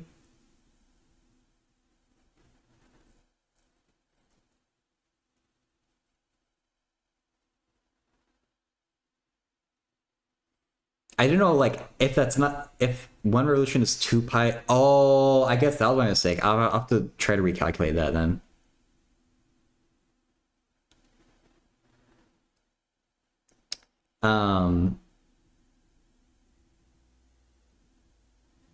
And there's a section on phase planes here too. I can feel my brain fading though, so I might just have to leave this to you unless you come back another day though.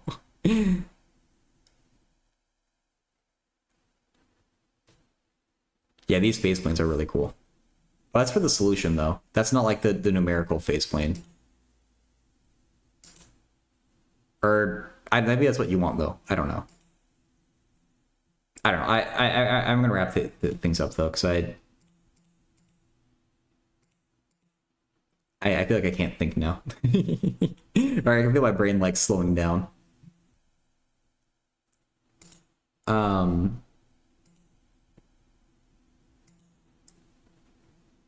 So yeah, I'm gonna cut the YouTube channel off here. So Territar, Ethan, Superion, anyone else who's here on YouTube, thanks for being here. Eva, oh, I'm sorry. That derivative, why? Man, Eva, if you don't mind, you can join my Discord and I'll try to get back to you in text there, but I'm wrapping things up. I'm sorry. I'm feeling tired. I'll be back on Thursday as well if you want to try me then. I'm not sure I understand the question. Y prime equals e to the x over y equals 2x minus 3y? The second equals makes it feel weird to me. Sarah. Yeah, I'll back on Thursday as well. No y prime? Oh, okay.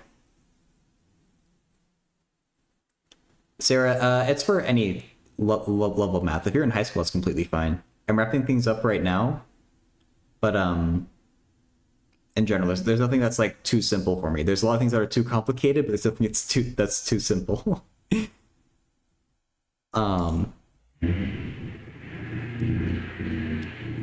But yeah, so if anyone has a question and I'm leaving you, feel free to join my Discord and I'll try and get back to you. But otherwise, I'll be back on Thursday. So I'm sorry, I feel bad doing that, but yeah. All right, bye everyone. Or sorry, bye everyone on YouTube. On Twitch, I'm gonna look for a raid here. But yeah.